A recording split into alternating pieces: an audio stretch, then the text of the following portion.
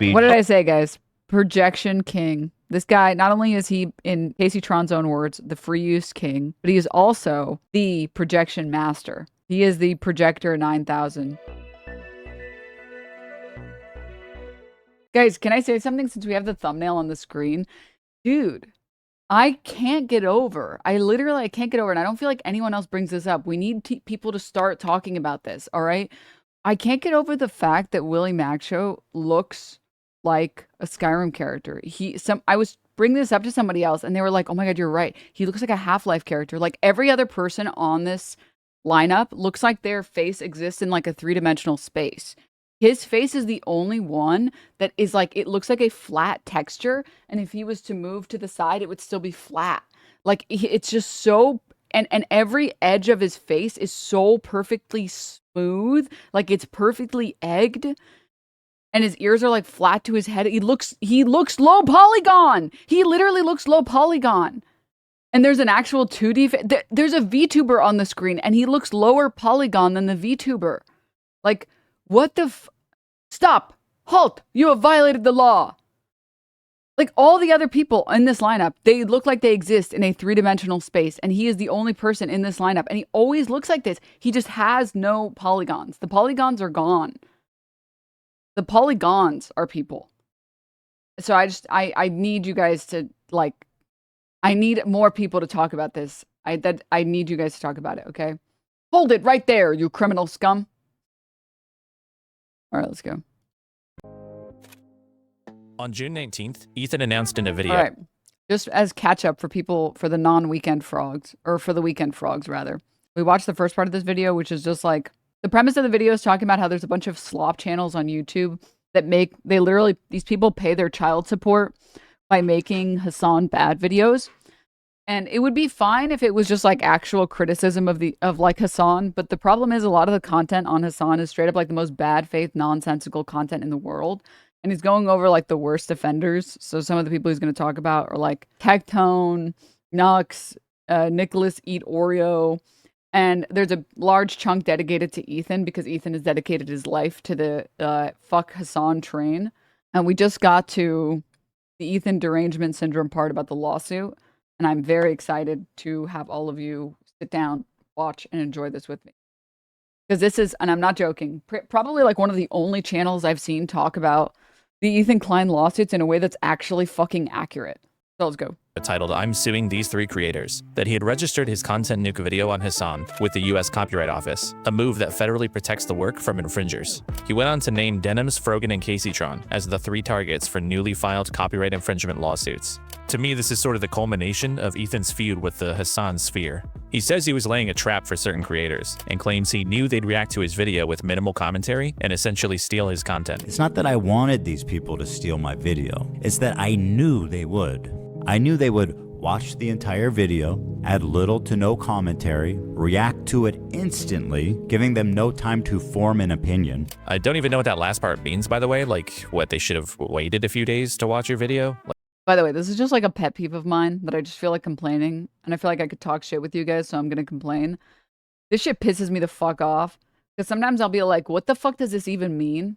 But I have a, I guess, like, woman presenting voice or whatever. So when I say that, it's like, oh, what are you, slow? You don't understand what that means? It's like, no, your sentence is nonsensical, which makes it incomprehensible. Which is why I'm saying what I'm saying, but that's just, I just felt like complaining. TBQH. This shit is what I'm talking about. Denims is a feminine woman. Ew, excuse you, disgusting, gross. Straight up, though. Exactly what this guy said. What the fuck does that? I knew that they would want to watch it. I don't even know what that last part means, by the way. Like, what, they should have waited a few days to watch your video? Like, what was he even trying to say there? Regardless, his cases do seem pretty strong. Specifically, Casey Tron and Frogan's reactions to the content nuke appear pretty short and lacking in meaningful commentary. And the primary defense against copyright infringement, which is fair use, likely wouldn't work for them. But in classic Ethan Klein fashion, he's been extremely dishonest about his intentions and what these lawsuits are actually about.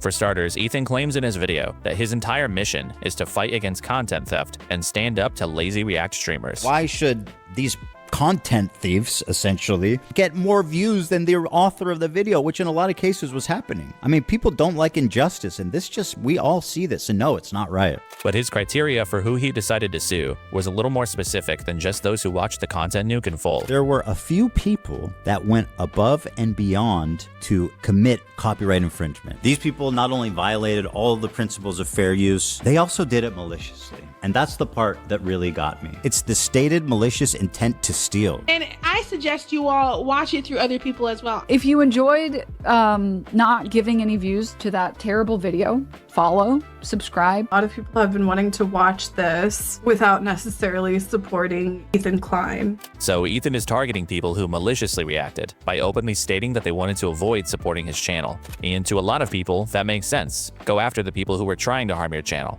But the problem is that both legally and logically, the concept of a quote malicious reaction is kind of fucking incoherent. So legally, any focus on malice in a copyright lawsuit would be a misapplication of copyright law.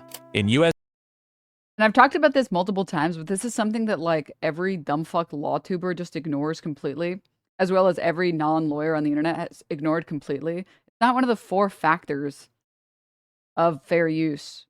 It's not. And it's not the same as like murder. Like if you state an intent to murder, that's a crime on its own. If there's a reasonable suspicion that you intended to act on that, like threat of murder on its own is a crime. Threat of malicious watching is not a crime on its own. If you said like, I'm going to steal, I want specifically to steal Coca-Cola's formula and put Coca-Cola out of business, but then you like make Pepsi and you didn't steal the formula. It literally, it's not like the cops are going to show up and be like, well, you said this thing and then didn't do anything close to that, so we're arresting you now. It's like, that's not even correct. That's not even correct. I don't, what? All right. copyright law, especially when arguing for Who fair are use. you, Plankton? Intent. Yeah, sorry. You're right. Actually, that is a great example. Yes. It is at no point a crime for Plankton to be like, I will steal all of your customers by selling your formula, your secret Krabby Patty formula. It's this attempting to steal it that's the crime. And then if he made his own Krabby Patty or his own Chum Bucket, whatever, and then he did take all of, fucking Mr. Krabs' customers, it doesn't matter because he made his own formula in the instance where he did. So, yeah. Or malice has pretty much nothing to do with whether infringement has actually occurred. The primary test for fair use focuses on 4 factors, mainly whether the work has been sufficiently transformed by adding new meaning or commentary. But intent or malice is not one of those 4 factors. Someone could be completely unaware that material they're using is even copyrighted, and they can still be found guilty of infringement. Malice might come into play later when determining damages, but legally, it's completely irrelevant to whether anyone's guilty of copyright infringement. And logically, Ethan's focus on malice doesn't really make sense either. Look at it this way. If somebody steals Again, it doesn't matter what the statements that you make don't matter. What matters is whether or not it was fair use or wasn't fair use. your property, whatever they say they're doing isn't really relevant. If someone steals a bike from your front yard and rides away saying, "It's okay, I'm not stealing it, I'm just riding it," they're still stealing your bike. They're receiving No, dude, I'm just I'm just riding your bike away from you and you will not see it again. all the benefits of theft, and you're experiencing all the harm of it, regardless of what they said they were doing. With React content, it's the same thing. If you watch someone's entire video on stream, you've taken their content and given your audience a version they can watch instead of the original. Whether you say, "I'm stealing your viewers," or you say, "I love this creator," doesn't change what you're doing. The only thing that matters here is whether or not your coverage adds enough to the original video to make it a fundamentally different product, which would mean you're no longer stealing. And furthermore, everyone who reacts to an entire video on stream with minimal commentary knows that that's what's happening.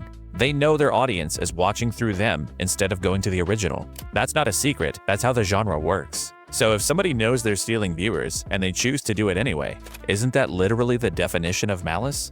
So then what's the difference between what these 3 women did and anyone else who gave a low-effort reaction to the content nuke? Well, materially, there isn't one. All of them willfully chose to deprive Ethan's channel of potential viewers. The only difference is Denims, Frogan, and Gacytron said those words out loud. I do want to briefly point out that I'm not even really This is another good point that I feel like words and what words mean matters, but only if it's from people that you are on the same side as. Otherwise, you can just ignore what words people are using. Everyone has collectively lost the ability to understand that words mean things. Why? Because, well, you're saying these words and I want them to mean this, and I don't like you, so I'm just going to assume that that's what that means. It's like, okay. Sure that Denims or Gacy did in fact openly state an intent to steal views. I know Ethan's convinced everyone that that's rewind for a second. I do want to briefly point out that I'm not even really sure that Denims or Gacy did in fact openly state an intent to steal views. I know Ethan's convinced everyone that that's what happened, but look at what they actually said. Denims responded to a chatter saying they wanted to watch the content nuke through someone else, and simply confirms that she is in fact going to react to it, which isn't really malicious. At the end of the video, This one is very funny that he put it in there and people use this as like evidence of theft. Someone saying like, yeah, we're relying on you to stay live so we don't give more views to the nuke. And then me saying, I'm going to stream it. I'm going to be streaming. Like, confirms that she is in fact going to react to it, which isn't really malicious. At the end of the video, she makes the comment from earlier. If you enjoyed not giving any views to that terrible video, follow, subscribe, etc. That's not really malicious intent either. The video is already over, and it's simply an acknowledgement that some people were there for that reason. Same thing with Gacy. A lot of people have been wanting to watch this without necessarily supporting Ethan Klein. That's not really a statement of intent, it's just kind of a fact. And that's all she said. So is this really them saying they're trying to steal Ethan's views? I'm not really convinced of that. They seem more like statements of awareness about the market for I mean, it was just like a very pathetic scramble from Ethan to try and convince everyone that a copyright lawsuit was based. And he had to figure out something that would work on a lot of stupid people on the internet. And this is what ended up working on, again, a lot of the stupid people on the internet. boycotting Ethan Klein's channel. But let's leave that aside. Let's say these were explicit statements of malicious intent. There's another creator who Ethan is not suing who did the exact same thing. XQC proudly admitted that he is stealing Ethan's. Oh, wait, hold up. This was another thing. Actually, I have something I would like to share. So this was something that so we actually had a filing yesterday, which kind of talks about some of these arguments and talks about some of these points. So I can actually show some of you guys some of this stuff. But this was another one which I didn't even realize it at the time. Sometimes I kind of forget how dishonest Ethan is. And then I remember that he's like one of the most dishonest people that's ever been on the internet ever. Because he also used this quote as like, see, this is clear evidence of malicious intent to steal. And I'm trying to pull it up here. We mentioned in our most recent filing, which you can read online, but he uses this one particular quote that's me saying, if you want to enjoy it, come enjoy the watch party somewhere else. So here, really quickly, this is what the official filing that just came out yesterday says. It must be for this reason TEI resorts to deception, blatant misrepresenting to the core the contents of Denims' statements relating to her reaction. Because Ethan uses the argument or uses the quote, if you want to enjoy the watch party, come enjoy the watch party somewhere else. And recently I went and I was like, wait, what was this quote anyways? I don't recall because it was so long ago.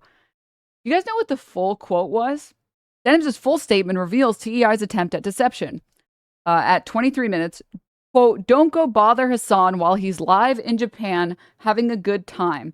Don't bother him about this stupid garbage. The last thing that I would want while I'm vacationing in Japan is to be linked 100 times some video from a deranged ex of mine, right? If you want to watch it with someone else who's already watching it. Come enjoy the watch party somewhere else. This statement is me saying to people, don't go spamming in Hasan's chat. Are you going to react? Are you going to react? Come on.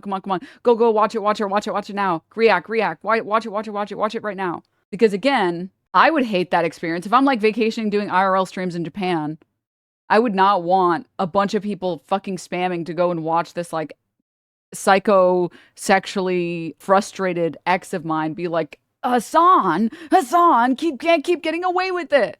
And that's what the full quote is. The full quote is, if you want to enjoy it, come enjoy the watch party somewhere else, in reference to not spamming in Hasan's chat and instead watching it somewhere that isn't spamming it in Hasan's chat because Hasan's not going to watch it. The levels of dishonesty are crazy. And the fact that people still just take everything Ethan says at face value is it's kind of embarrassing. At that point, you're just you just desperately want to believe that this guy wouldn't lie to you. And so you're just going to double, triple, quadruple down. content during his reaction. I actually invented watching. I invented watching. People think reacting on stream? No, watching. I'm not reacting. Sorry, let me translate for piggies. XQC said, I invented watching on stream. Not reacted, not reacting. I invented watching on stream. And then talking about the content nuke, during the watching of the content nuke, XQC says, I am not reacting to this. I'm watching this. What about it? I'm watching this. If Ethan actually cared about lazy React content, XQC is a prime example of somebody he should. So like, and this is like the premise of, I think this is why this section is so good. This is the only person I've seen on the internet actually be even the smallest bit honest about any of this debacle, because anyone who wants to be honest can't take Ethan's side, and then they don't want to get harassed by Ethan and his fucking deranged audience. Sorry. Mr. and Mrs. Klein, you're gonna have a son. Hasan?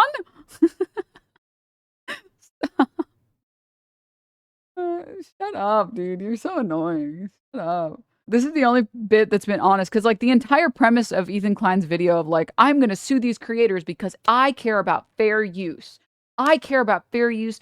I care about ethical reacts. And I just care about people blatantly admitting that they don't care about fair reacts. Meanwhile, XQC on his stream says, I'm not reacting, I'm watching this. And Ethan's like, huh? What, you guys hear something? What's that? A man who makes more money than me? I can't sue him. I can't sue that guy. I can't. Well, he said, well, the thing is, he didn't say he wanted to deprive me of views. Okay, well, neither did these other people. Hello? Be going after. He reacted to the content nuke in full with minimal commentary. He's got a massive audience, and he's openly admitted he doesn't care about intellectual property. To Ethan. So in that regard, do you care at all about like IP or copyright? Does that matter to you? No. It doesn't matter. Well, if flat out doesn't.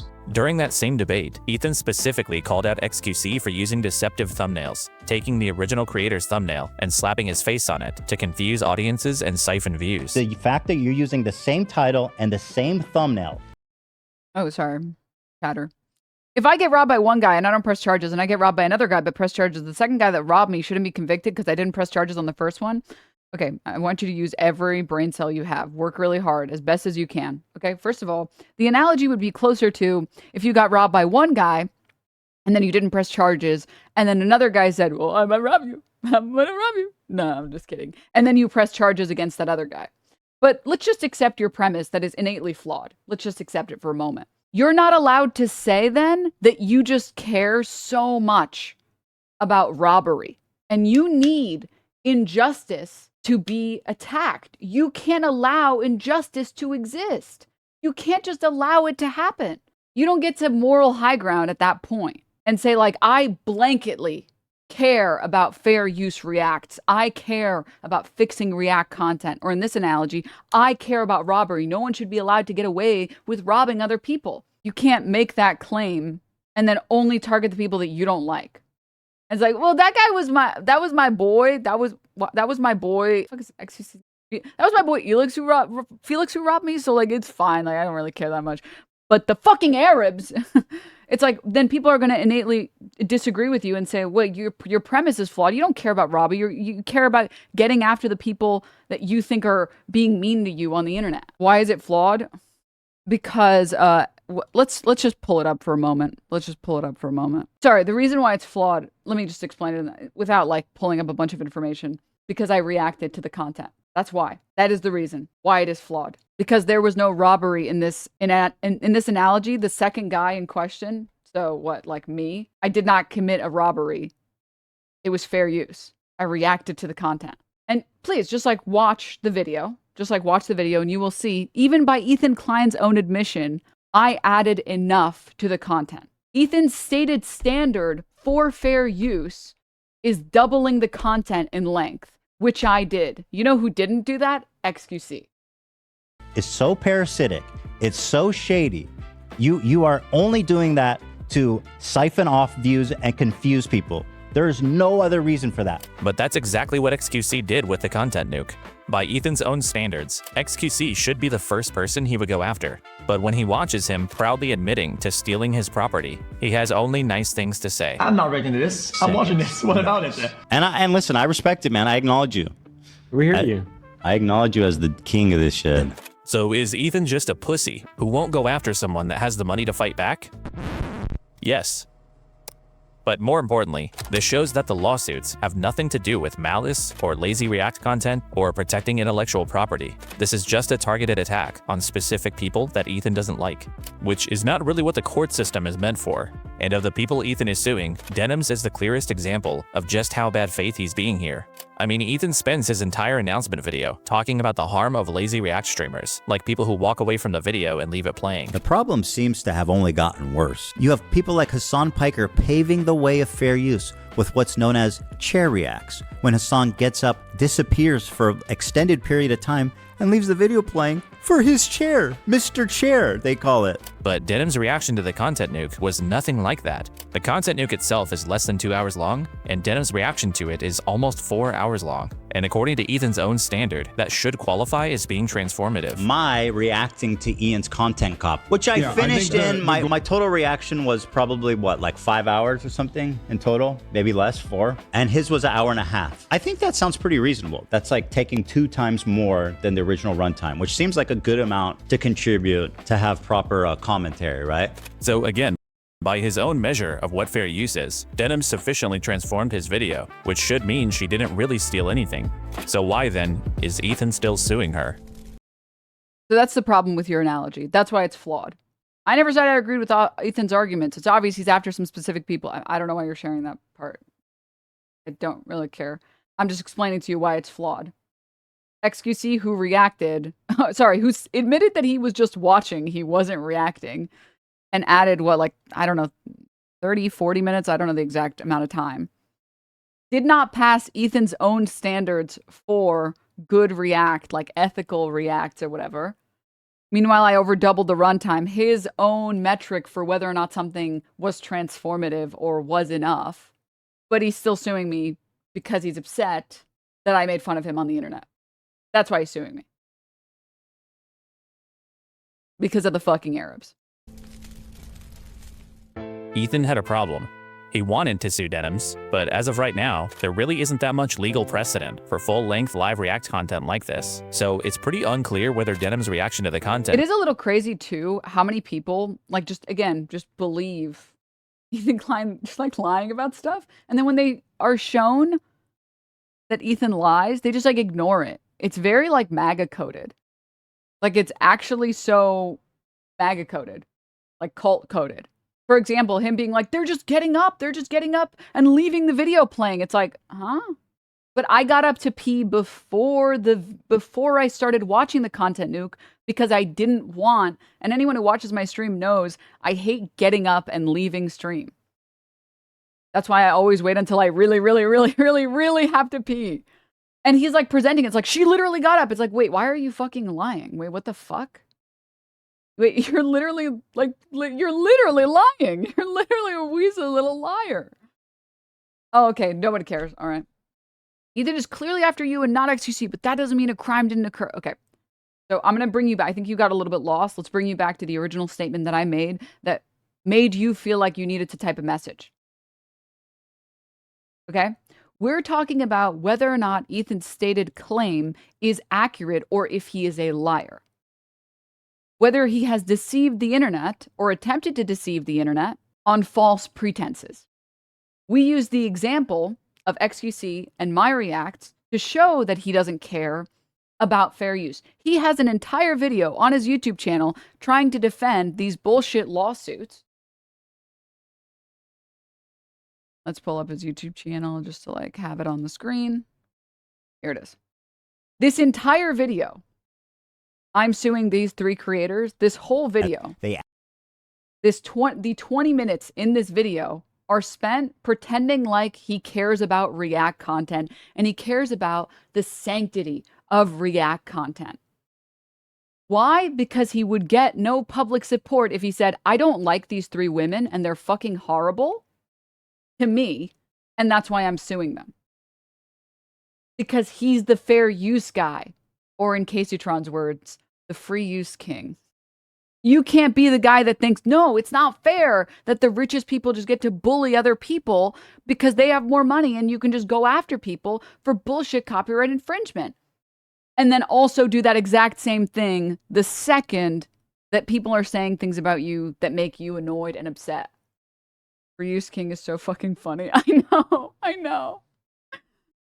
Okay, that's the point we're making. Okay, do you understand? I totally agree that he doesn't care about fair use. It's spelled F-A-I-R, by the way. I don't know. Well, I guess you just, yeah, maybe you're just speech to texting because then you spelled it right. I don't know. Still, what defines if it's fair use or not? It's not Ethan's position about it or if he's lying. It's literally the copyright. Huh? If I start beating the shit out of you and I say, this is actually for feminism, and I'm like beating you to like death, and I'm like, this is for feminism, and you're like, wait a minute, this is not for feminism. I'm like, excuse me. It kind of doesn't matter. It's what really matters is whether or not I'm beating you to death. It's like, what?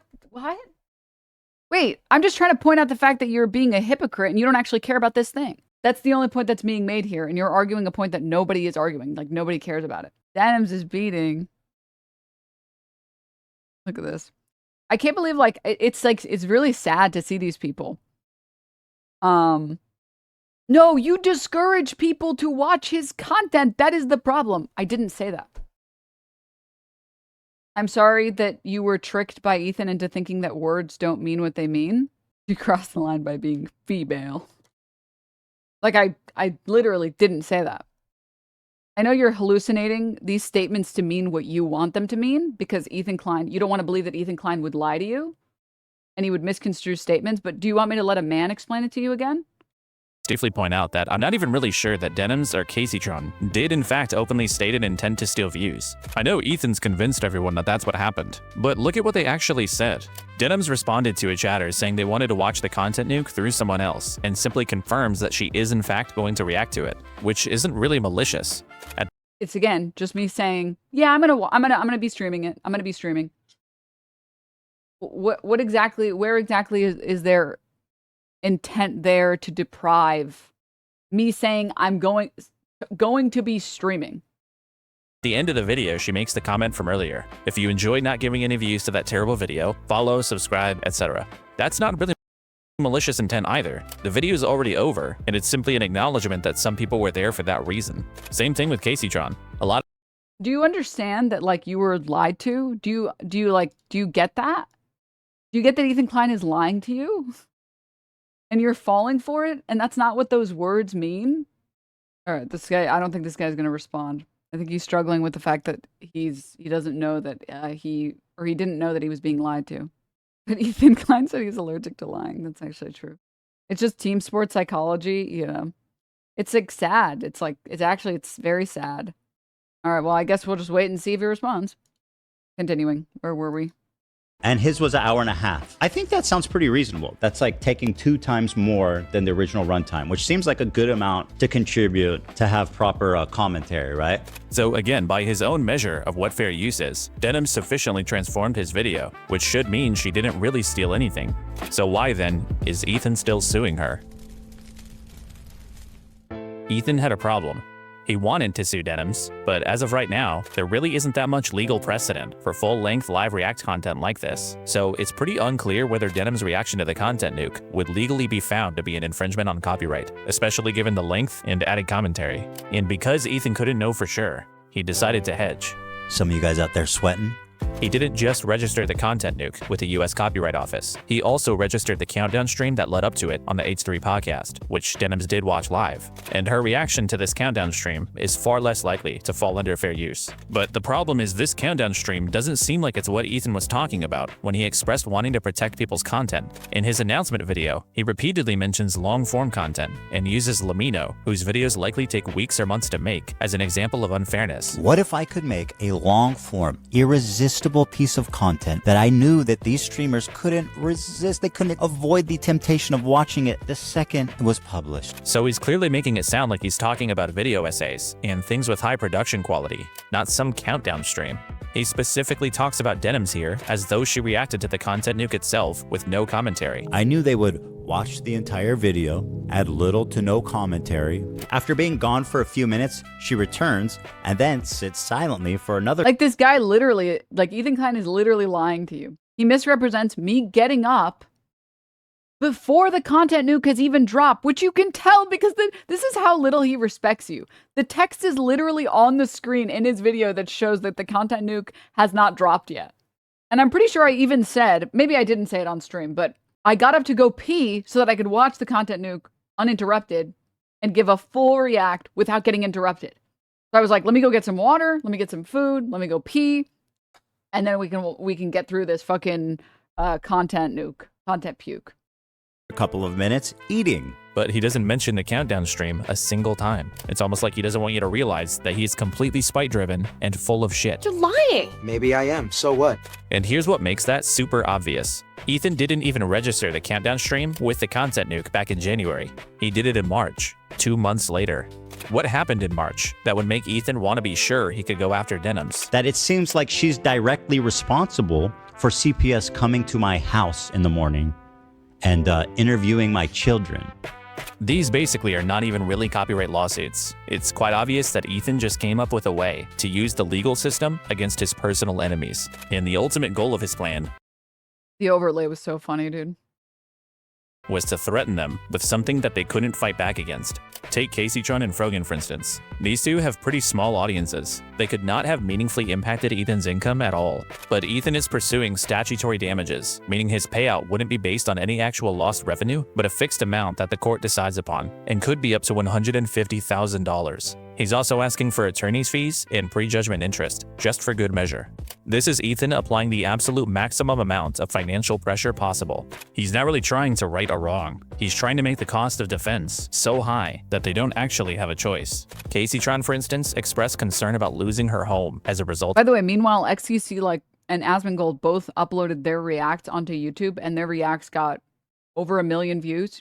And none of the people he sued even re-uploaded any of their content of the lawsuit. And when she's facing that level of financial threat, she doesn't realistically have the option of trying to prove whether she's right or wrong. She's probably gonna just decide to not risk losing her house, which is likely why Casytron was the first of the 3 defendants to resolve her case. The 2 parties settled in December, and as part of that settlement, she was required to deliver an on-stream apology, a statement which consisted of roughly 26 seconds discussing the importance of copyright, followed by almost 3 minutes of things like this. I also want to make clear that I did not receive any support, financial or otherwise, from Hasan Piker. Hasan never even reached out to me privately. Guys, this chatter left. The chatter who was like, you literally discouraged people from watching his content. And then I showed him what I said. And then he left. Oh, okay. Okay.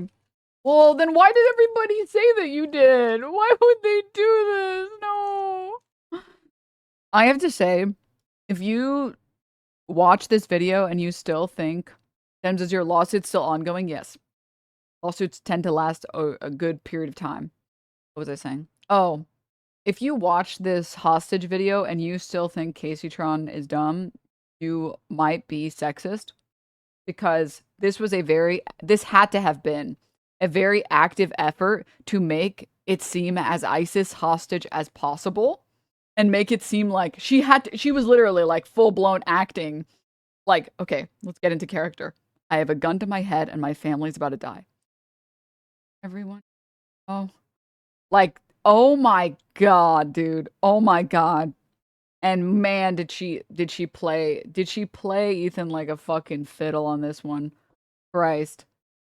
Or other things for 26 seconds discussing the importance of copyright, followed by almost. And by the way, all of this was just like, you know, like the archetype of abusive partner that gets abused at work, and that's why they go home and abuse their partner because they feel belittled by someone who is higher on the totem pole than they are.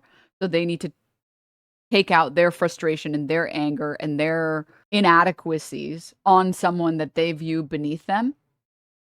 This is straight up bar for bar, verbatim. Not verbatim, bar for bar what Ethan did to Casytron because he was forced to apologize to Ryan Kavanaugh after spending years being like, yeah, fuck you, Ryan Kavanaugh. You look like Harvey Weinstein. You're running a Ponzi scheme. You're doing all this. And he couldn't handle that he was so emasculated and made to feel so stupid and so petty and so pathetic. And be like, I'm really sorry. I'm sorry, Ryan Kavanaugh. I'm really sorry. You know, my bad. You know, it's just tough. It was him. That's what he just couldn't handle dealing with that emotion. So he had to force it on somebody else to make 3 himself feel minutes big. of things like this. I also want to make clear that I did not receive any support, financial or otherwise, from Hasan Piker. Hasan never even reached out to me privately to offer words of support. I also want to take the opportunity to acknowledge other misconduct and bad behavior I have exhibited online. For example, weaponizing the death of Asmongold's mother was inexcusable. AB, along with his wife Lena, have done more than I have ever done for the Palestinian people. I apologize to Ethan and Hila personally. I have said extremely mean and cruel things about both of them. I also This is a lawsuit about copyright infringement. want to acknowledge the pervasive problem of anti-Semitism in leftist spaces. It should concern all of us. I condemn it and will not participate in it. To that end, I wish the Kleins success in enforcing TED Entertainment's copyright and protecting the legal rights of online content creators. Ethan claims that these lawsuits weren't about the money, and he did this to protect the wider commentary community. Even though theoretically I could sue a lot more creators and rake in millions of dollars, the purpose of this is not financial gain. I don't want to chill the reaction community into fear. Actually, the opposite. I hope that we can all unite against this type of egregious behavior that not only makes us all look bad, but could destroy the commentary community as we know it. I'm allergic to lying. But when he was able to point a dollar bill-shaped gun at Casey Tron's head and force her to say whatever he wanted, even his intellectual property became an afterthought. He was almost exclusively interested in humiliating her, sucking up to Asmongold, dunking on Hasan, and otherwise just trying to win his little interpersonal online battles. Oh, and then boldly fucking lying afterwards that he had sympathy for Casey Tron and that the apology was genuine. I think ultimately her apology was heartfelt and sincere. You would have to be a total idiot to actually believe that. It's incredibly stressful, both emotionally and financially, to go through a lawsuit. It is. You're the ones doing the lawsuit. It's so hard to go through, you know, like emotionally, like, you know, dealing with a lawsuit. So like we feel for her. You're the ones doing it. This is like being a landlord, evicting a tenant and being like, you know, it's really hard to get evicted as like a tenant. You know, it's a really stressful process financially, emotionally. You're the landlord evicting the tenant. What do you mean what the hell are you talking about? Everybody And I knows appreciate that. the situation she's been in. You're the one putting strain on her situation. Ethan even made Casey Tron declare her willingness to help him pursue the H3 Snark moderators, who he claims colluded with the defendants to promote their streams. My favorite thing is the dumb fucks who are like, everything Casey said here is completely legally binding. She just said Ethan is going to win all of his cases and he deserves all of the gold stars, and he always gets a lollipop when he goes to the dentist and he goes to the doctor because he never cries when they give him a shot. So, and he's the goodest boy that ever was. So like she literally said all of those, like all of those are legally binding. It's like, no, dude, that's not how settlements work. That's not how settlements work. What? For the record, I have agreed to cooperate with the Kleins in their litigation against the H3 Snark mods for promoting my live stream to the extent that I am able. But his evidence for this is just this Reddit post listing publicly announced streams that were going to be reacting to the content nuke. She's working directly with the Snark subreddit moderators to siphon views, and their intentions couldn't be clearer. But there's been no evidence presented of any two-way communication between the defendants and H3 Snark. So Ethan's even using these coerced statements to promote narratives about his enemies that he likely doesn't even have evidence for, which means that these totally spite-driven copyright lawsuits are being weaponized to compel the speech of the people that Ethan is feuding with, and all of it is in service of simply managing his online reputation.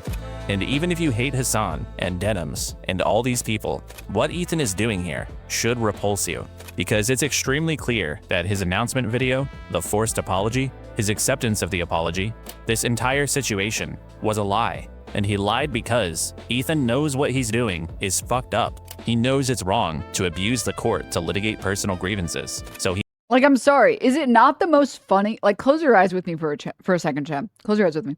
Imagine Casey Tron and Ethan Klein. I don't think that it probably looked like this. I mean, I don't know. I wasn't in that room. But just for a second, imagine like them sitting across from each other at a table. And they're in settlement talks. And Ethan's like, I just feel like you need to say that, like, you stole my content and you're a thief and you apologize and you're sorry and everything. And then I love the universe that Ethan Klein thinks everyone else believes in, where Casey Tron, of her own volition is like, hey, Ethan, so I hear all of that. Could I put in this settlement how I want to apologize to Asmongold? Would that be okay with you if I wrote that down in the video? Could I do that? It's like, I'm sorry, who do you think is falling for this? No one. No one is.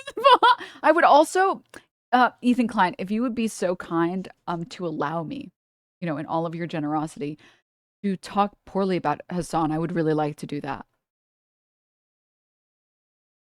She definitely personally wrote that entire statement. Everyone believes that. It makes a lot of sense that Casey would do that. It's totally correct, 100%. I love the part where like Ethan Klein is reacting to her apology and he's like, "This just seems so authentic." It's like, dude, what? Who the fuck is falling for this? It seems so authentic. Woman who looks like she has a gun to her head. That's authentic to me. He has to pretend to be doing it for some greater purpose. I mean, people don't like injustice, and we all see this, and no, it's not right. I hope that we can all unite against this type of egregious behavior that could destroy the commentary community as we know it. Ethan, don't... Sorry, really quickly. Not that it matters, because it changes nothing. Did Hasan reach out to Casey Tron with the intention of providing financial support on the lawsuits? No.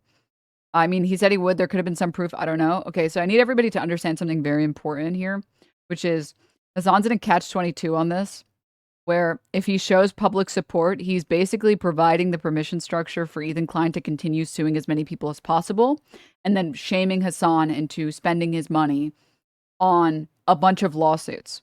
And then if he doesn't do that publicly, he's a fake socialist who doesn't care about anyone who's getting sued. So it's kind of like a fucked if you do, fucked if you don't situation. So I don't see a world where Hasan would support someone publicly on this front, especially. And then, of course, there's the classic, well, you're only publicly supporting them because it makes you look good or whatever. So, yeah. Settle. Bleed her bank account. And you know that the second that Hasan starts bankrolling a bunch of random lawsuits Ethan is engaged in, the only thing that Ethan is going to do is start suing even more people. Bone dry. That's not my intention. My intention is just to obviously stand up for what's right. But that's obviously not what's happening. None of what Ethan is doing will help the React community. These cases won't establish any helpful legal precedent, and he's not even setting a social precedent against blatantly stealing content, because he's letting the most long-time egregious offenders off the hook. The precedent that Ethan is setting is that wealthy creators can use the threat of litigation to suppress the speech of people they dislike. And despite Ethan claiming he wants to avoid a chilling effect, I don't want to chill the reaction community into fear. This will establish a totally different kind of one. Spite-driven lawsuits like this threaten the entire foundation of online commentary. Healthy internet ecosystems thrive on creators engaging with each other's work. Commentary, criticism, live reactions, whether positive or negative, these things expose audiences to new creators, generate more content, and keep the space dynamic and interesting. The other problem too with Ethan now is that like nobody wants to even like react to him at all or engage with him at all because nobody wants to get into some stupid fucking legal battle. So he's kind of like burned and crashed and burned his own career because now no one wants to interact with, like, you're radioactive, you're a crazy person. The second somebody says something you don't like, you're just going to sue them. That's pathetic. Like he like shot himself in the foot in terms of like engagement in the ecosystem.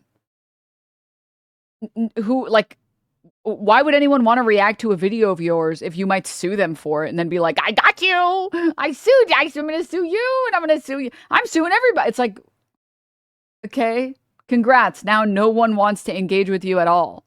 Okay.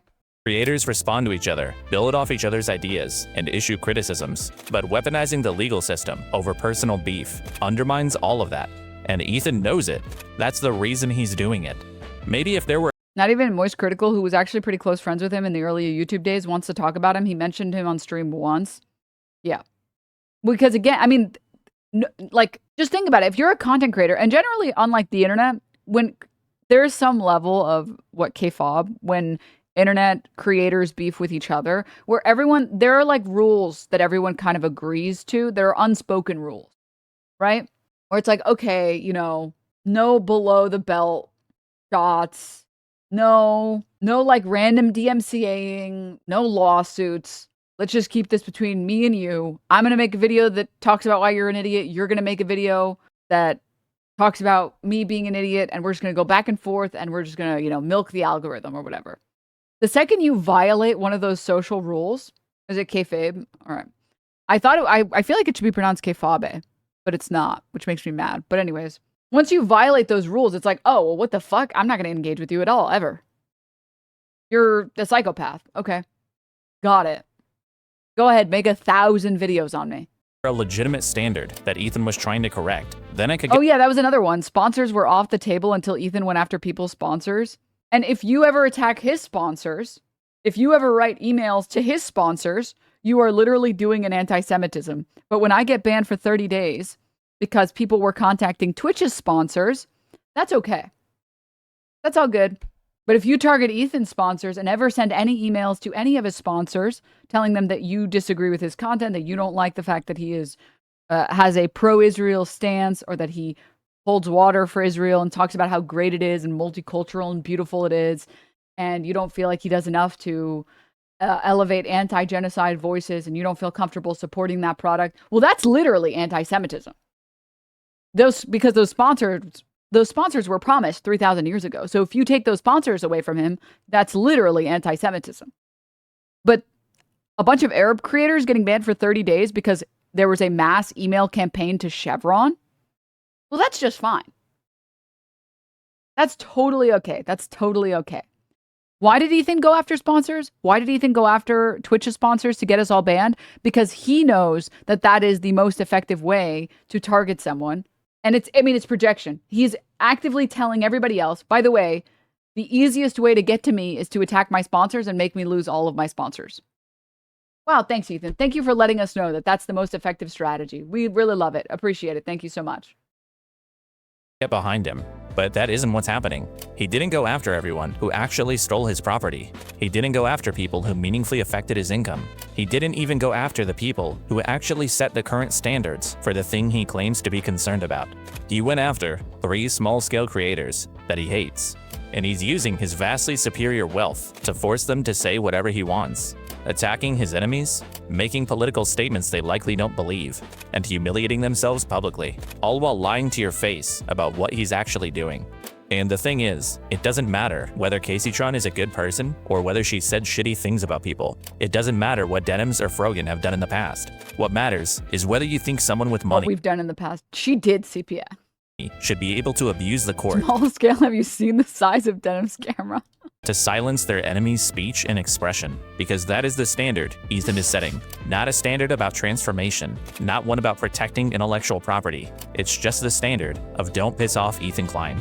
And it is kind of funny that every single like terrible thing that I've ever done is like a total misrepresentation of everything that I've ever done. Do you guys remember when everyone was like, she literally put a hit out on Asmongold? And it was like, how did you get that from the original video? First of all, we were not even talking about Asmon. He was just on the screen. Second, it was an obvious joke, as stated by Asmon. Oh my god. Like, we're so far removed from reality, guys. Oh my Jesus Christ. She literally did CPS by watching a video of Ethan Klein talking about how everyone in his family has giardia and how the viscosity of his child's poop is getting everywhere because the child is thrashing around as he changes the diaper in the dark for some reason. And me watching that being like, that's fucking disgusting. That's literally doing CPS. That is literally CPS. It's pretty much 100% of her chat. I'm allergic to lying.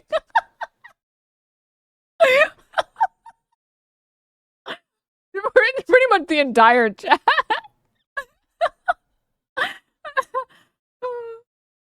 Oh god. if you're not disgusted by that notion, you should be. Ethan would be. In this country, we value free speech. And what a reaction video ultimately is free speech. I think if you're a reactor on Twitch, if you make a good faith effort to comment, and if you make a good faith effort to promote the author, to link to them, to try to drive traffic to the original video, I think you're probably pretty much doing the right thing, and that's fine. Fair use doesn't give a shit if you watch the video first or not. I didn't watch this video first. I knew they would watch the entire video, react to it instantly, giving them no time. This was also very bizarre because Ethan Klein makes this argument in the most recent like filing where he's like, she didn't even watch the video beforehand. It's like, that's not a requirement in like fair use. It's not, there's not a secret fifth factor that says you need to watch all videos beforehand. Like, we're just making shit up now. Me showing up to an improv show. Hey, you didn't write these jokes beforehand. You're just making it up on the spot. How do I know that it's going to be good? You didn't even write it beforehand. I'm out of here. This is a fucking scam. Like, what? What the fuck are we doing? But it's really funny, by the way, that there are so many clips of Ethan Klein talking about stuff that there's literally a clip of him being like, I don't gotta watch your video beforehand. Fuck you. They would watch the entire video First or not. doing the right thing, and that's fine. Fair use doesn't give a shit if you watch the video first or not. I didn't watch this video first. I knew they would. Like, but it's really funny that he says, there's a clip of him literally here saying, fair use doesn't give a shit if you watch the video first or not. I didn't watch this video first. But in the most recent filing, the dishonesty is crazy. Their filing is like, well, she didn't even watch the video beforehand. Like, okay. okay. Watch the entire video, react to it I don't know, whatever you say, instantly, man. giving them no time I'm allergic to lying, by the way. to form an opinion. I have to show that I've watched it before and thought, well, I have something good to add. I didn't watch your video beforehand, bro. A long-form, irresistible piece of content that I knew that these streamers couldn't resist. They couldn't avoid the temptation of watching it the second it was published. It's speech, bro. I don't need anyone's permission to say anything. You can't just say whatever you want. You can't just say, This is like incredible. There should be like an Ethan versus Ethan YouTube channel where it's just Ethan saying clips, or sorry, saying things in clips that completely contradict other things that Ethan has said currently. Like, that would be, is Teddy stale still a thing? Stop. Bro, I don't need anyone's permission to say anything. you can't just say whatever you want. You can't just say, I don't need anyone's permission to say anything. You can't just say whatever you want. I'm in favor of genocide. You gotta watch what you say. I'm not standing by this shit anymore. And I'm going to call out people like Brendan, too, because this is just bad for everyone. And it's especially egregious considering the hypocrisy of the whole free speech thing that these guys apparently love so well. Free speech! You go to free speech. Shut up, dumbass. You're shutting down criticism and you're pretending like it's a copyright issue. It's not. It's fair use. It's protected speech. What did I say, guys? Projection king. This guy, not only is he, in Casey Tron's own words, the free use king, but he is also the projection master. He is the projector 9000. When he said, or anytime he said other people are self-owned queens or kings, it's projection. It's projection. This isn't a free speech issue. This is people are fucking getting way too comfortable slandering and saying whatever they want about people online under the guise of free speech. There's lots of videos shitting on me on the internet. You know, I wish I could just delete them off the internet. You know, wouldn't that be nice? Wouldn't that be just convenient? But you know what? You can't do it. That's free speech. You know, and free speech is tested when it's targeted at you. You can't just say whatever the fuck you want. It's time to start holding people accountable for the shit they're saying. I fight every day to protect free speech. I put my money on the line, I go to court, and I'll do it as many times as I need to. You guys have been doing this for years. It's the jig is up. You're gonna have to tell it to a judge, literally. By the way, this guy likes threatening to sue people. All over fair use and my right to free speech. And if I wanted to sue you, I probably could fucking ruin your whole life. It'll be great to sue them. I'd love to sue her. I'd love to sue him. I'm gonna sue you. It's not a threat. I'm going to sue you. We get to pursue. What a world that he lives in, man. What a crazy world. And you know what's sad? He only surrounds himself with friends that he pays. So he has no one in his life that tells him, hey man, are you worried at all that like your previous statements prove that you're a giant hypocrite and a massive piece of shit? Because the second anyone says that, he's like, wait, what the hell? You're fired. I'm not paying you anymore. And all the people who are still there who are getting paid, shocking, I know, have no interest in pushing back against him because he's so fucking far gone. Legal fees for this garbage anti-free speech lawsuit. And to all the detractors who are saying that I'm a hypocrite for suing for copyright infringement, I just have this to say. I don't care. It's easy to defend free speech when it's got nothing to do with you, right? When it makes you look good. But when free speech makes you look bad, then let's see how much you defend it. That quote is actually killer. If it wasn't so real, if it wasn't such a truth nuke, I would put it on a soundboard. You like free speech when it makes you look good. How do you feel when it makes you look bad, huh? But the moment online bad criticism chatter. became too difficult for him to handle, all of those principles went out the window. And not only has he completely abandoned those principles, he's become the thing that he spent so much of his career complaining about. As an example, look at the initial complaints for the lawsuits. These were You need to react to the content, though. I'm just curious. Guy who's come in every single day for like a billion years. I'm just curious. Sorry, that's hyperbole. Before you start typing out an essay about how you didn't come in literally every day, before you do that, calm down, son. Just a joke. I'm just curious what you think about this. I'm just curious. Because you said you need to actually react, though. So I'm just curious how you feel about this barcode.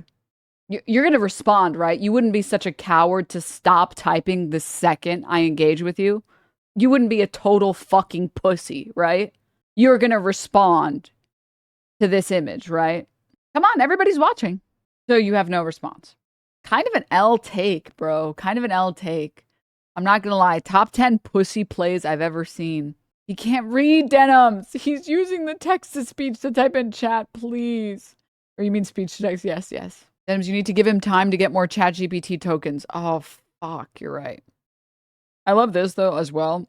Every lawyer I've seen said he has a case. Do you mean a bunch of YouTubers? He's like, I watched this guy. Ladyboy mindset. I saw this guy, this sex tourist in Thailand, okay, who owes $30,000 to Wells Fargo and fled the country to not pay the 36 grand to Wells Fargo. And that guy told me, you're totally going to epically lose. Okay. Okay. Anyways, that's really pathetic, man. You've been typing all of this time. And I've let you stay here, and the second I give you any attention, you just give up and you fold completely. Fucking House of Cards over here. were over 80 pages long and contained things like a comparison between Hasan and Haj Amin al-Husseini, a notable Nazi collaborator during World War II. And yeah, this is clearly partially intended to waste opposing counsel's time and rack up the defendant's legal fees. But Ethan's been on the receiving end of litigation like this before. He's doing a spite lawsuit trying to ruin our lives. And God forbid I actually fight back against a fucking total fraudulent copyright lawsuit. Well, fuck you, bro. Or how he spent the last 2 years complaining about online harassment. But in the versions of these complaints that Ethan linked under his announcement video, he censored his lawyer's contact information, obviously to try to prevent harassment. But he did nothing to protect the identities of the 3 defendants, which were previously not widely known. I mean, sure, court filings are— not even widely known. Like, literally no one knew. None of my information was public prior to the lawsuit. Literally none of it. And I spent a lot of effort trying to get as little information as possible about myself be publicly made, to the point where I was like, I would take photos of like my cats and stuff in my apartment and I wouldn't post them because I was like, well, I don't want someone to dox me by like finding out my floor plan or some crazy shit. So like not publicly known, literally not known. Sorry, he said not widely known. No, literally not known. Public, but then why censor anything at all? Ethan knew what he was trying to protect his lawyer from. And then people like the H3 fans are going to be like, well, that's how lawsuits work. You get doxxed. Grow up, bitch. It's like, okay, then why in the video that he published and he showed that the lawsuits were filed, he was happy to censor his attorney's address. He didn't censor any of our names. shouldn't the bare minimum that he does be to censor our information and just make it as difficult as possible? No. He only needs to censor his lawyer's firm, not any of our fucking names. Oh, okay. He declined to try to offer that same protection to the defendants and published it to millions of people. I don't know if most people would think of this as doxing, but I don't know what else to call it. And if that is what this was, we shouldn't be surprised. Remember how he was complaining that you left his name uncensored because he was looking at his personal copy, not the public filing? Yeah, because he's a fucking idiot. Ethan has clearly shown, time and time again, that he has no standards of any kind. I mean, like back during the Matt Haas lawsuit, I can't speak for everybody, but I supported Ethan. Yes, partially because of fair use, but also because it was obvious that Matt Haas simply didn't like that someone was making fun of him. It was clearly a case of someone abusing copyright law to go after their enemies. But now that's Ethan, and he's like this with everything. He condemns things when they work against him, but he's perfectly fine with them when they work for him. Like, he considers it harassment. And worse than that, he's a pussy-ass bitch, ran away from a debate after challenging me, won't watch any of my videos in full, despite saying he's totally correct and based and he hasn't lied about anything because he's allergic to lying, and absolutely will not watch this video because it's probably going to be anti-Semitic or something. When people contact his sponsors over his own controversial statements, but it's totally fine to contact sponsors when he decides it's okay. It must be nice to be racist, openly racist, bigoted, and Twitch does nothing. Capcom, Samsung, and Chevron should absolutely know about what kind of content Twitch is putting in front of their logo. Or how he thinks snark is the worst possible thing on the internet, but he didn't have a problem with it when it was someone else. His own community is basically Hasan's snark at this point, and they're just mimicking his own behavior. And he's the type of guy that keeps his girlfriend a secret. I'll just spill the beans. I don't care at all about him. I said, why do you keep your relationship with Valkyrie a secret? And it was his decision. He likes everybody. Why is that a problem?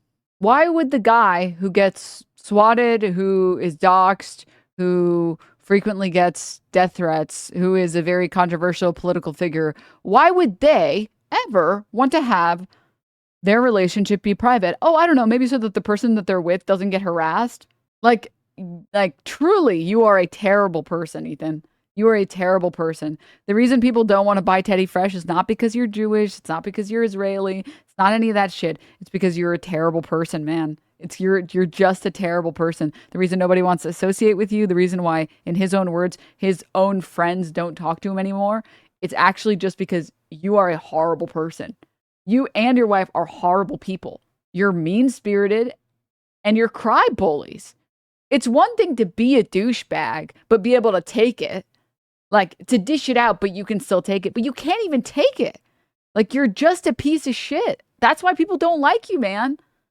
That's why. Dreaming of being with him. That's obviously why. He hates people bringing up personal, sensitive stuff, like talking about his dead dog, but he'll readily reveal intimate, private details about people whenever he wants. Seriously, how do you think Ethan would react in 2026 if someone made an entire website dedicated to comparing him to, I don't know, how about convicted mass murderer and child rapist John Wayne Gacy? Which I did do, by the way. So I guess we'll see. Anyway, the point is,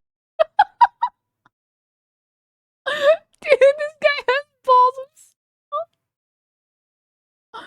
Oh my god. And you know, Ethan saw this and was like, I want to sue him. I want to sue him. And you know, like fucking Dan was in there like, Ethan, if you sue him, you've totally proved his point that you just do to other people what you could never handle being done to you. And yes, by the way, it is a real website. It is a real website. The YouTuber that made this video, Kilotonics or Kilo, he did also actually make the real website. Does Ethan Klein look like John Wayne Gacy.com? I am a longtime viewer of H3H3. I even own a Teddy Fresh hoodie, although I've only been wearing it at home after my friends made fun of me for it. I actually haven't read the website. Recently, something happened that entirely changed my perspective on the H3 show. I was watching the podcast on the living room TV when my roommate walked in and said, hey, that guy, Ethan, looks like John Wayne Gacy. At first, I thought she was joking, but then I remembered that she's a white woman. If she knows anything, it's true crime. And sure enough, a quick Google search yielded some undeniable results. At first, I thought the similarities were surface level. The round face, the shadowy caterpillar of a mustache, the creepily elongated ears. But I kept searching and started to realize that the similarities went much deeper. Both are comedians and entertainers. Both were active in politics. And above all else, the eyes. The eyes of a man who is capable of anything. Consider the implications of this. Could Ethan be a serial killer or worse, gay? No, it's not possible. Or is it? Now, I'm not snark brain, so I'm not going to make the claim Ethan Klein murders and sexually assaults children. That would be insane, but it would be equally insane to pretend the chances of that are zero. Really makes you think. Please share this website. More people should be made aware of this. And again, just a reminder, Ethan Klein, to his enemy, Ryan Kavanaugh, made a website titled, Does Ryan Kavanaugh Look Like Harvey Weinstein? When it comes to Ethan going after other people, he is happy to make websites comparing people to sexual predators, horrible people, as a joke that's fun for him. Let's see if he thinks it's funny when it happens to him. Let's see. Thankfully, this guy is safe because Ethan only sues women. Oh, that's true. Well, technically, he is suing Noah. So that's maybe now it's less true. Maybe it's less true. But well, I guess we'll see. Noah's technically an honorary woman. Oh, that's actually true. That's also true. Is this whole thing between Ethan and Hasan, it was never about Israel or Palestine. It was never really about harassment. This was always about a 40-year-old former online hero who torments himself over what people online are saying about him and who completely loses his mind over not having control over it.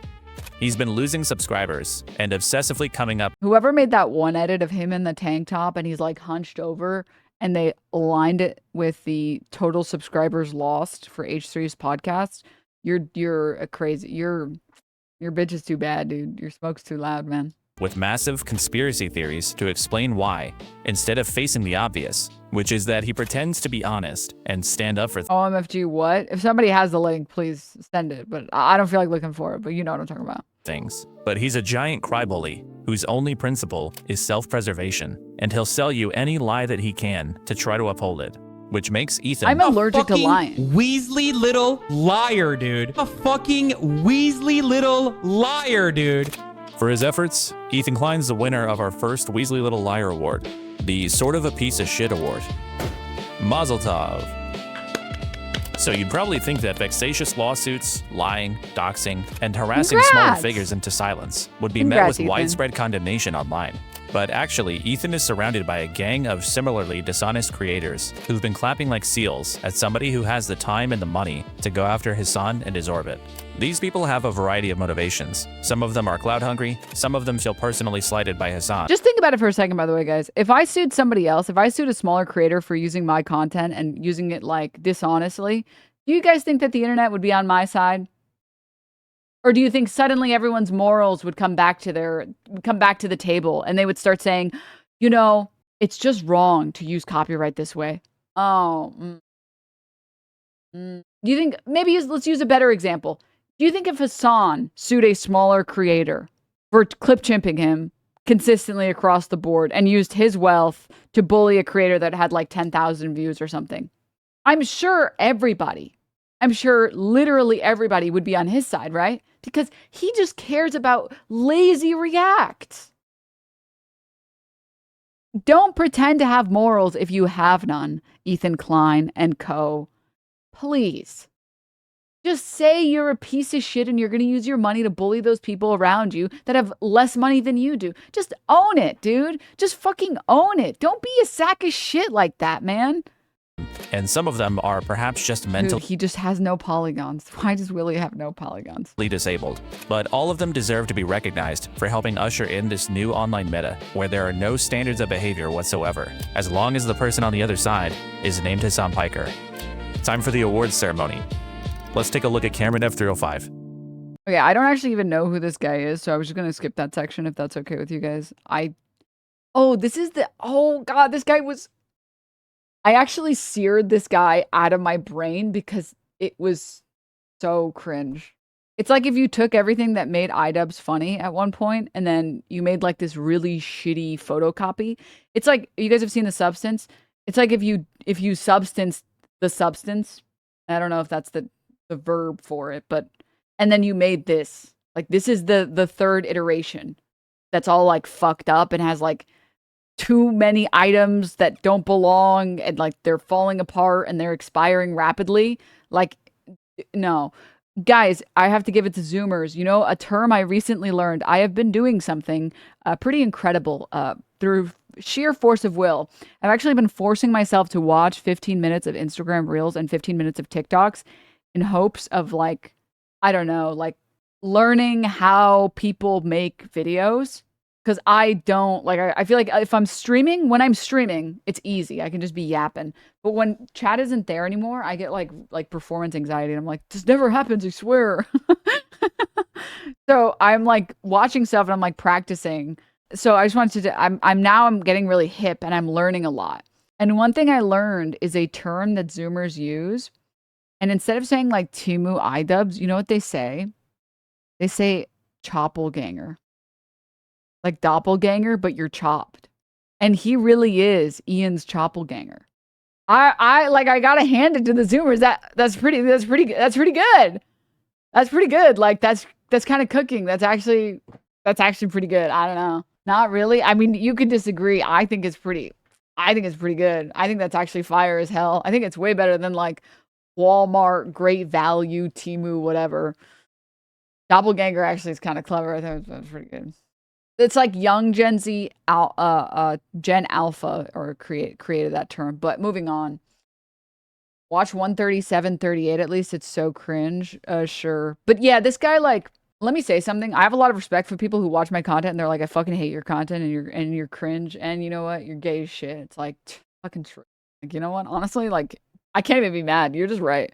And that's how I feel about this guy. Like, I can't watch his content. It's like bad. His content is like bad. Like, it's not entertaining. He has no motion. I don't like him. I don't like his face. Everything that he puts out is derivative garbage. I've never learned anything. I think I watched like 15 minutes and I was like, this is literally dog shit. Like, this is dog shit on a platter. Like, you don't take a bite of something and you're like, oh, is this sour? And you're like, well, I guess I'll just keep eating. Hope nothing bad happens. Like, I'm not going to keep watching this. Like, I knew it was bad for me, like, to continue consuming it. And if people like it, you know, like, congrats, you like it. But I feel the way that I do, like, it doesn't matter how many, you can have 1,000 viewers, I am not one of them. You can have 1 million viewers, I am not one of them. You can have 1 billion viewers, I am not one of them. It's like Mr. Beast videos. I'm never clicking a Mr. Beast video. I don't care how many people like Mr. Beast videos. I don't like Mr. Beast videos, and you can never make me like Mr. Beast videos, ever. I don't care if everybody on the planet like Mr. Beast videos. I don't like them. And that's how I felt about that. I was like, dude, this guy's videos are like really boring. They're just totally motionless. They're just totally motionless. Like, there's nothing. It's like if you made vanilla ice cream without vanilla bean and then without even the fake vanilla extract. It's just like ice cream? Question mark. Here you go. It's milk and sugar. Like, this isn't vanilla ice cream. Why are you lying? All right, I'm done with these analogies, but Will Smith is one of the most famous cucks. Yeah!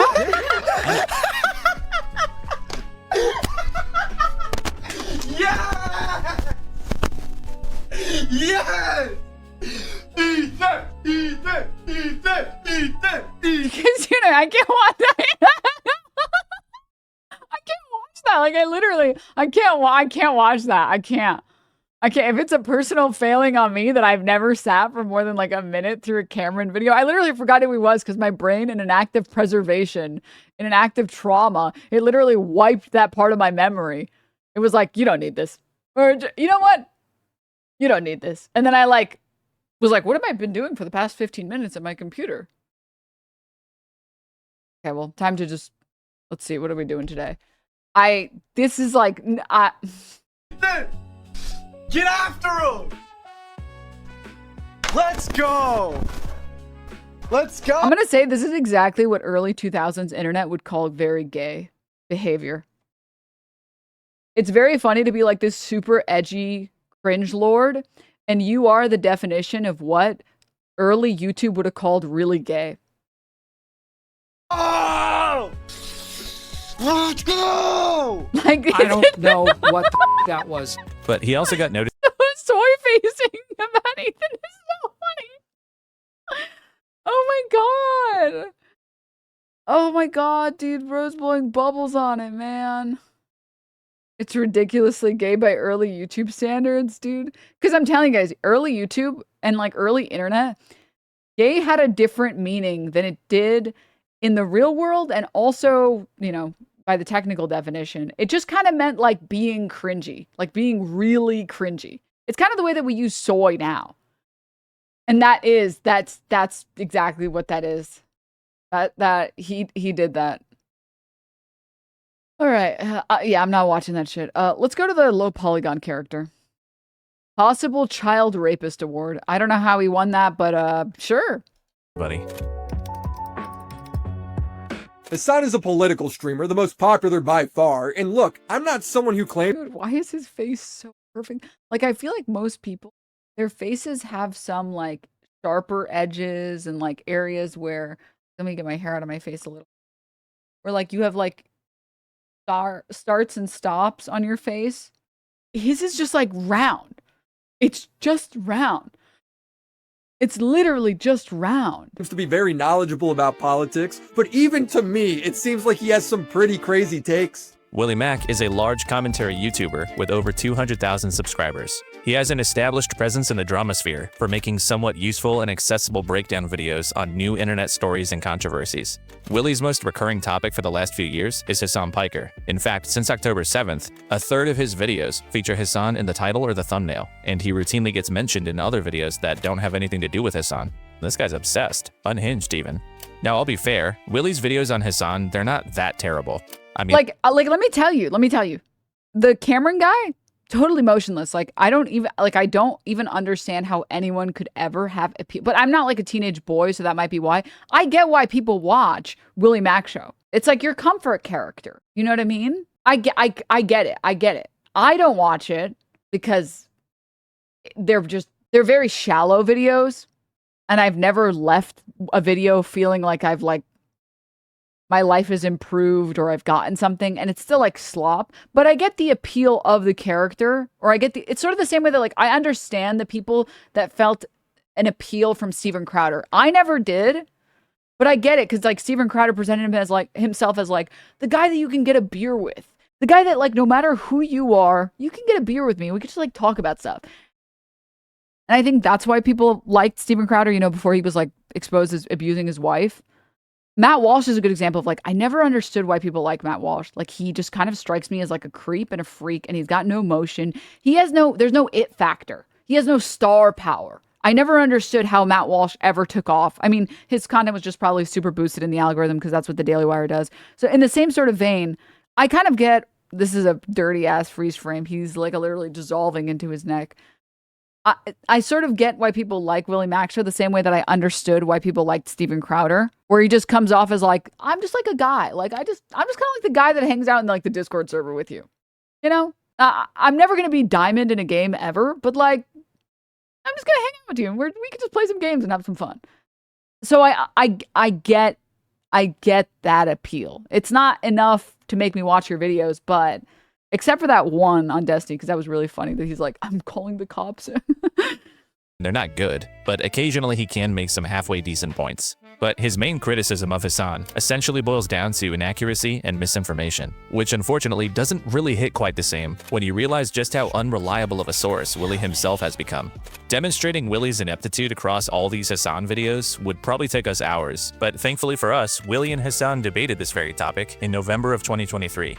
Now, for some reason, a lot of people consider Willy to have dominated this debate, but I watched the whole thing again recently, and honestly, he comes across like there's something wrong with him. Willy spends the first like 10 minutes of this debate whining that Hasan didn't watch his video on him, as if that somehow makes Hasan unprepared for the conversation that is about himself. You want to debate about a video you didn't even watch? Give me the fucking takes and we'll talk about it. You're going into a topic you don't. Dude, Felix just sitting there in the background is so funny. Know anything about. It's like, yeah, why don't you just make the criticism? I shouldn't have to research or prepare for a criticism that is about me. Motherfucker, I'm me. Brother, just give me what you want to say. Give me what you want to say. The video's about me, isn't it? Yeah, so sure. Talk to me about what the fucking points of the video are and let's discuss it. The fuck do you mean? My main criticism. Why would I have to research a video about myself? Willy uses this bizarre moment to say that Hasan is unprepared unprepared for the conversation, which he claims proves one of his points. So let's hear. I know, but what that your kind of like gripes that kind are. of links up to like my big criticism with you is that you don't actually put in the bare minimum effort to research anything before you jump to conclusions. But even if this unpreparedness point was somehow not totally stupid and was actually fair, it gets immediately undermined by the fact that Willy isn't prepared either, because he has to pause the conversation right after this to go back and watch his own video to remind himself of the argument that he presumably is here to challenge Hasan with. What is the lie that I told about Ukraine? It's not a lie. It's just you made more claims. You made more basis. Like what? Claims. What is the go, claim? I gotta Just go come pull on. it up in the video because you didn't prepare for your watch own anything. fucking. You just completely like you blew Dude, this whole it's your thing up, video. so I can't- It's your video right now. about me. These should be so simple for you to be like, this is where you lied. All right, you got to give me a minute. This Are is you trying to research. link You me your haven't video? done I'm this not gonna watch your before. video. Just say it with your mouth, with your words. Go ahead. I have to watch my video to see what my receipt is. Dude, say it with your mouth is pretty fucking funny. It's pretty fucking funny. Why I gotta watch the video I made about you really fast? Can you just like give me a minute? Like, come on. I know I made this video about you, but like, give me a second. It's gotta be performance art, dude. It's got. But this is what I mean about Willy Mac. It's like, it's kind of hard to dislike Willy Mac because he doesn't really strike me as like, if there's like a spectrum, right? Of like, totally, completely, genuinely an idiot and completely malicious. If there's a spectrum, right? And then maybe, honestly, actually, this would be closer to like a horseshoe, I would say. Maybe like a circle? A horseshoe that touches, which I guess is just like a circle. And then on this side is like idiot. And on this side is like malicious. There are definitely people that are like both. So like Nick Shitley is like the perfect example of an incredibly malicious idiot. Incredibly malicious idiot. And then there are some people who are like, they're kind of dumb. Now there's got to be a better chart for something like this. Maybe it would be like more of an axis. Maybe axis would be, no, yeah, it would be an axis. It would be an axis. So what, like malicious? Yeah, this feels more correct. Yeah. This is better.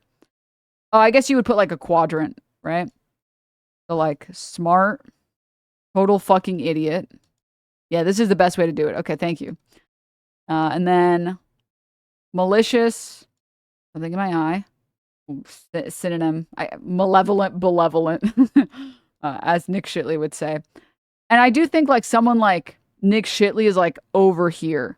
He is a little bit more stupid than he is malicious. I think he's just not smart enough to be as malicious as he wants to be. I don't think you can be at the very corner, but he's like somewhere here, right? And then there are like other characters like Nux Taku is like probably average and like below average intelligence, pretty malicious person. Let's see some of the other people in here. Who would be a good example? Oh, Candace Owens would be someone who I would say is actually probably pretty smart and very malicious. Same thing with like Ben Shapiro. Probably like I put him a little bit under her. Honestly, I would put Ben Shapiro like here. And then I'd put like Candace Owens like maybe like here. Right? Tucker Carlson, actually, like, he plays off buffoon really well. I'd put him somewhere actually, like, in between them. TBQH. Is she, though? I mean, yes. She has manufactured a perfect image online. It's just that people see her image and they're like, oh, you're a crazy bitch. But that is a manufactured image that is benefiting her career. That she is aware is manufactured, and she is aware it is benefiting her career. And if she had positions that she thought would not benefit her career, she would not share them. Come on, address the elephant in the room. Where would you put Ethan Klein? Wherever like you would put like the poop category, which is like, I guess over here. Obsessed with poop. Candace is smart as fuck, sadly. Yeah. People often misunderstand Candace's like image as being like, oh, she's like a crazy bitch or whatever. It's all a very, very active effort to manufacture a very calculated image. And that's why she gets millions of views on her videos. Moving on though from this. And then obviously like, you know, I don't know, you'd put like someone like Mehdi Hasan like over like here or something. Obviously very smart, obviously very capable, and is actively trying to make the world, and in my opinion, a better place, getting more people, quality of life improvements, pushes back against racism, all the good things, all right? Malicious portion makes it only so what is learned is to do harm to others and advance yourself. Yeah, exactly. Where are you? I don't have a good perception of myself, so I can't put myself. Willy MacShow, which is the entire reason I talked about this, is like, I would say he's like run-of-the-mill intelligence, like perfectly average. And then I would also say he's like perfectly average on malicious intent. Like he kind of doesn't care if a video impacts somebody negatively, but he also doesn't go out of his way, I think, to like actively ruin people's lives. And when it's beneficial to him, he'll do good. And if it's not beneficial, then he'll like, it is really, really just like completely in the middle. Just completely in the middle. I wouldn't say he's smart though. That's why I said average intelligence. This is like the bottom portion of this, of idiot, is like you literally cannot form sentences. You are literally Nick Shitley. You're literally like, and we're twab in Cuba. And if you see this video, it means I made it out. And if you don't see the video, I mean, I didn't. I'm gonna make it out. I'm gonna get unkidnapped from Cuba. Like, you are buffering on every word. You have reached levels of stupid I did not think were possible. Like, incredible stuff. Incredible. Or like, and then somewhere above this is like maybe XQC.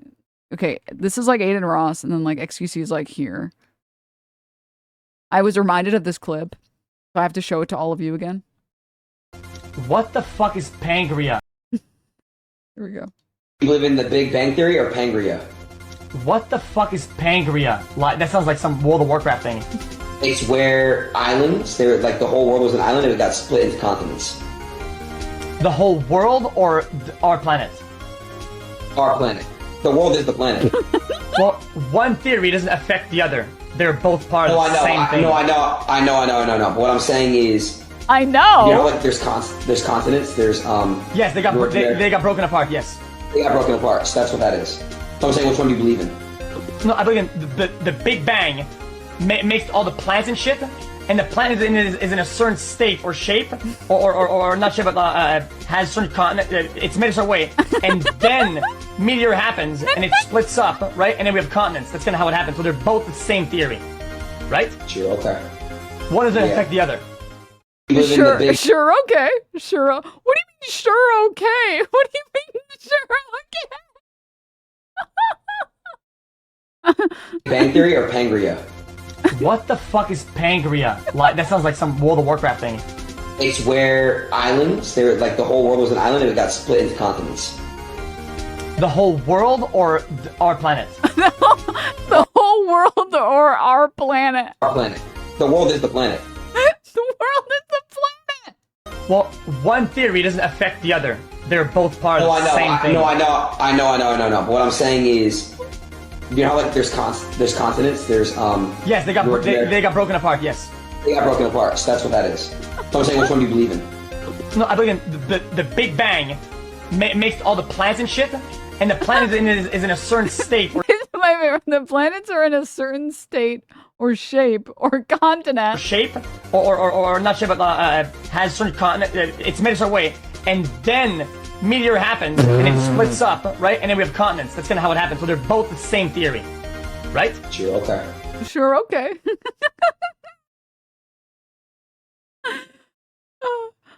I just said, what the flan out loud. You have to understand, guys. All right. Maybe bring yourself back to what it was like in public school to remember how many insanely stupid people there are in our world. Okay? I don't know if you guys remember public school. There were some dumb motherfuckers in those classes. Okay? All right? So when I say Willy Mac is like, you know, very average, I mean average relative to the American population. All right? Europeans do not interact. Average to the US population. I think he's probably like average intelligence. And I think he's also like just like average in terms of how much harm he attempts to attribute to people and how much intent he places. I think he misrepresents things, but it feels less intentional, or like it feels less evil than say someone like Tectone. Like Tectone might be the dumbest person that has ever had a stream ever. I think Tectone might be the dumbest person I've ever run into. At the very least, the dumbest streamer I've ever run into in my life. Like, he's really dumb, and he's actually like a horrible person. Like, he's actually like an evil piece of shit, like a complete sack of shit. And that's very different than like someone like Mitch Jones. I think Mitch Jones is smarter than him. Like, Tectone is like really dumb. Like, he's really dumb. I don't know, like, how that's not classified as like being, like, I'm surprised his lawyer in the entirety of like his case with Pink, I'm surprised his lawyer didn't say, Your Honor, like, my client is so stupid, he might as well just like be like treated as someone in a coma. Like, there are no neurons firing when he speaks. It's the first time it's ever happened in modern history. We don't know how it's happening, but there's nothing going on up there. So he should be treated like a vegetable. Yeah, no. What happened to Nick Shirley? Compared to Nick Shirley, oh, that's hard. I think shockingly, Nick Shirley might actually be dumber than Tectone. That's crazy. The dumb awful words. Anyways, okay, we're getting like lost in the sauce. We're losing the plot. All of that was just say, you guys remember, there's a lot of really dumb fucks out there, man. What the fuck is Pangria? All right. So when I say like, I would say that someone like, when I say someone like Willy MacShow is like average intelligence, that's what I mean. Compared to like the smartest people that I've seen in the content space and the dumbest people I've seen in the content space, it's pretty like, compared to like my public school experience, he's like the average person in terms of intelligence. And in terms of like evilness, I think if it financially benefited him to have a positive channel that did positive things that improve people's lives, he would do that as well. Whereas I genuinely feel like Nick Shirley, if he's not actively making immigrants' lives worse, he doesn't want to make content. If Tectone can't sexually harass women on his stream, he doesn't want to make content. Do you guys understand what I mean? That's what I mean when I'm just like, in the dartboard, we could just throw him in the center. It's because this is a year old. Right? I didn't know where You don't even know your own video? You don't know the contents of your own fucking video? The confusing thing is, like, even if Hasan had watched Willy's video, Willy still had to go back and fetch his old arguments. Like, he wasn't prepared for the conversation either way. But that debate was kind of a microcosm of the big problem with Willy's attacks on Hasan. Almost all of what he says about him can easily be attributed to himself. Remember that his main criticism is that Hasan often gets things wrong. My goal is to parse through information and misinformation. You are the misinformation. You get everything wrong. What, you're allowed to lie, slander people, and make up your own misinformation? Your brand is division and misinformation for the sake of propaganda. Willy, conversely, routinely prides himself on his research and accuracy. I was the only one that reached out to everyone involved in this story. Me respecting what creators want on and off the record allows me to talk to all sides of the situation, builds trust with the creator, and also allows me to get follow-up statements for when the drama develops. The most time-consuming part for me making a video is researching the topic, because finding trustworthy news sources is hard. Everyone's reporting with some sort of agenda today. It's really interesting to It's so interesting how he has no polygons. hear Willy seemingly present himself as being above having an agenda. It's entirely possible that Willy's research for his Hasan videos in large part consists of just reading subreddits that notoriously have a massive agenda against Hasan. He claimed that streaming was more soul-sucking and draining on his social battery than a normal job. I sympathize that every line of work is going to have its days where it's hard, but comparing streaming in any way to a real job is so out of touch. Another thing I find funny is Hasan will make it a point to mock Destiny for doing research. He did all that reading to scour talking points and still got owned. If you're angry about police brutality, you can watch him laugh at a cop getting shot. Are you okay? No, you shot me! Oh God! Are you? This is a fairly common Huh? He's obviously laughing at the cop that fucking attacked that woman and then had the audacity to say, are you okay? pattern. A lot of Willy's criticisms of Hasan can be found in Destiny's subreddit previously. Now, sure, a lot of these takes Sorry, are a fellow cop, excuse me. Like, yeah, I'm sorry. Like, that is funny. You shoot your own fucking partner, and then you're like, are you okay? And you're still pointing the gun at them. It's like, kind of run-of-the-mill, and Willy could have come up with them on his own, but the pattern even holds with topics that, I'm sorry, there's just no way. He compares the annexation of Tibet to the American Civil War. And the example I used here was actually so f***ing good. Also, he was apparently trying to shoot the dog too. Stop. You ever try to shoot a dog and then you miss the dog and you hit your partner and you're still pointing the gun at them and you're like, are you okay? Willy MacShow watches that one skit from 2010 or whatever, and it's like, what you say? And he's like, I can't believe people would laugh at this. Do you think this is funny? Someone getting shot to death in a skit is funny? Not to, hype myself up. Yeah, something tells me this guy doesn't organically know a whole lot about the fucking annexation of Tibet. I actually had kind of a hard time finding arguments in Willy's videos that I couldn't also find in Destiny's subreddit. And there's no real moral issue with Willy doing his research that way, but if you're getting a lot of your information about Hasan from a community of people that start pissing and shitting themselves if he eats breakfast incorrectly, you do not have an agenda-free product. And this has become evident not just in Willy's content, but also his behavior. Over time, Willy has proven to be massively biased towards Destiny and his community. In fact, as it turns out, he seems to be consistently compromised in his ability to report accurately on the Ethan, Hasan, and Destiny conflict. This problem became apparent early last year when Willy published a video covering Destiny's non-consensual sex tape sharing scandal. In the video, Willy republishes unverified claims that he gets from Destiny, the person he's meant to be criticizing. He goes on to say that people named Lav and Kelly Jean have been distributing his nudes, revenge porn in the literal truest sense. How many crazy women are part of this guy's life? At what point can I victim blame him? Willy's deference to Destiny showed up throughout this video. Almost half of the runtime was a critique of other people, like the ones who broke the story. And at the end, he couldn't help but bring up Vosh and yes, Hasan as part of a weird, look how bad all these other people are type of segment. So is Destiny's career over because of this? Well, if Tim Pool can frame himself as a patriot while secretly taking Russian money, Vosh can say Lolly makes you a pedo while having a folder full of Lolly, Hasan can frame himself as more credible than the media while reporting every story wrong, then why wouldn't Destiny recover from this? Let's be honest, the real punishment is Hasan will bring this up every chance he gets. He also continues to glaze Destiny at the end of the video. Destiny and I were not friends. However, I have a lot of respect for him. He's the only major creator in the political space that I have covered that actually looks stuff up, reads first-hand information, and directly engages with his critics. And remember, all this glazing and whataboutism is taking place in a video that's supposed to be a confrontation about Destiny's crimes. But despite Willy's constant bragging about his superior journalism, I was the only one that reached out to everyone involved in this story. He included almost no information from the one person who actually accused Destiny of anything criminal. Another one of Willy's common attacks on Hasan is that he Yeah, he's, like I said, average intelligence. See, Denims, he is maliciously lying. I never said that he doesn't. I did not say that he is not engaged in malicious behavior. If I had put him over here, you would be able to make that argument. I didn't say that. He's drama farming. He will drama farm whatever gives him the most clicks. If he thought being a good person would get him more clicks, he would do that. Which is why he then later made a video calling the cops on Destiny for having potentially CSAM on his computer. Like, you guys understand the point? Like, some people think that, like, I'm saying that he's not malicious, but I'm not putting him here. I'm putting him here.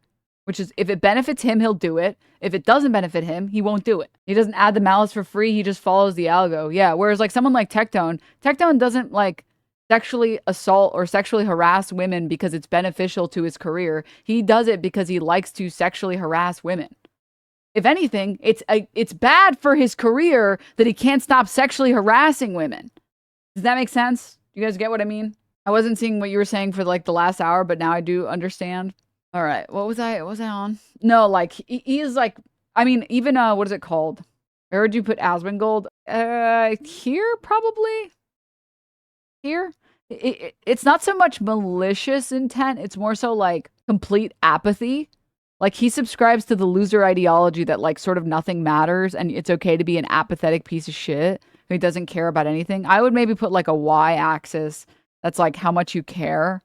Like, this is cares a lot, this is doesn't care at all. And he's more like on that, but if we were to pretend like malicious here meant apathy, or effectively the apathy is malicious, then you'd put him over there. Or sorry, I meant to say z-axis, excuse me. I'd put like a z-axis here. And he would be mostly on the apathy sense. And even if he says that he cares, like, I care a lot about immigrants destroying our country, he doesn't actually care.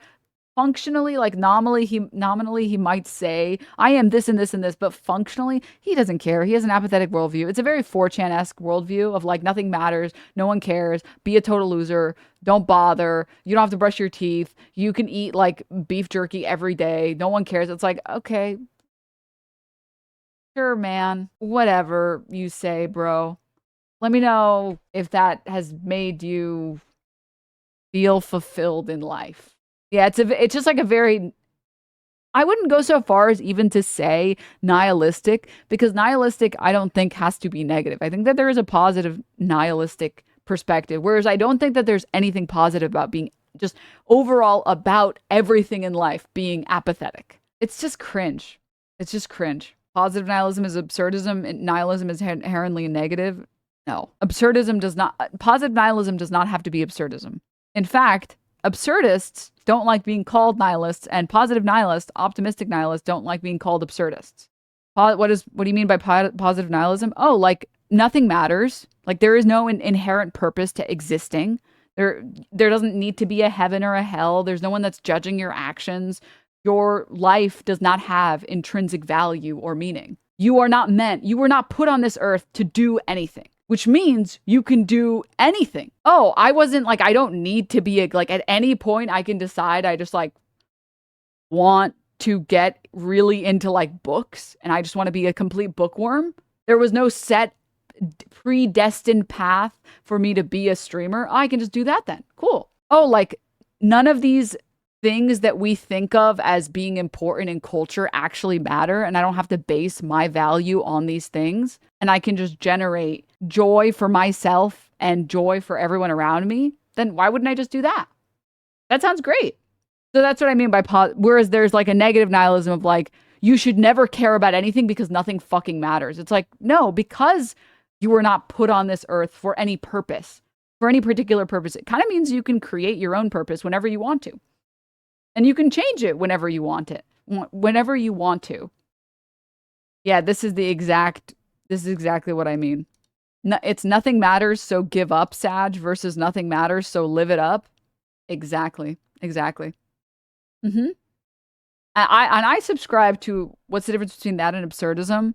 How would I describe it succinctly? I don't feel like I can do it justice. So kind of just a difference in attitude, yeah. Let's see, maybe there's a more succinct definition. Philosophical theory that the universe is irrational and meaningless. It states trying to find meaning leads people into conflict with a seemingly meaningless world. You have to accept that nothing matters and then you are free. It's not nothing has meaning, so generate meaning. It's you will permanently be dissatisfied by attempting to find meaning where there is no meaning. It's different. I don't think it's been a while since I've read up on absurdism. I know that they're different. Maybe someone that has more recently read up on it can explain it more succinctly and even better, but they are different. I don't really get it. Yeah, that's like 90% of philosophy is not getting it, and then you're like, wait, I think I get it, and then it's dude, I get it. Yeah. It is a purely fuck it, we ball mentality. I think that's a pretty good way to yeah. Actually, I do think that that's a good way to put it. The Adam Friedland show, actually low curcuinely correct. Wait, actually correct. So yeah, obviously everybody knows him from my good old naked boy over here, Sisyphus. Yeah, they're different though. No, it's not positive nihilism. Fuck him. It's not positive nihilism. I don't know how else to explain this. I know it feels like positive nihilism. Positive nihilism is still different. Here's why it's different, right? Objections to absurdism often contend that life is in fact meaningful, or to point out certain problematic consequences or inconsistencies of absurdism. When you're saying that life is when you are a positive nihilist, you're saying that life is meaningless, but you can generate meaning anyways. Absurdism denies it completely and says life is totally meaningless. Stop trying to stop trying to create meaning. You're putting yourself in this paradox and you will never be satisfied. Okay, I don't know. I'm still going into it. But you guys get what I mean. Why are you bothering thinking about Asmund when he's not thinking about you, though? Isn't it better to focus on what you care about and actually enjoy in life? It's really sad and pathetic that you took a conversation about nihilism and made it about Asmongold. I used Asmongold to talk about something that I like to talk about, philosophy.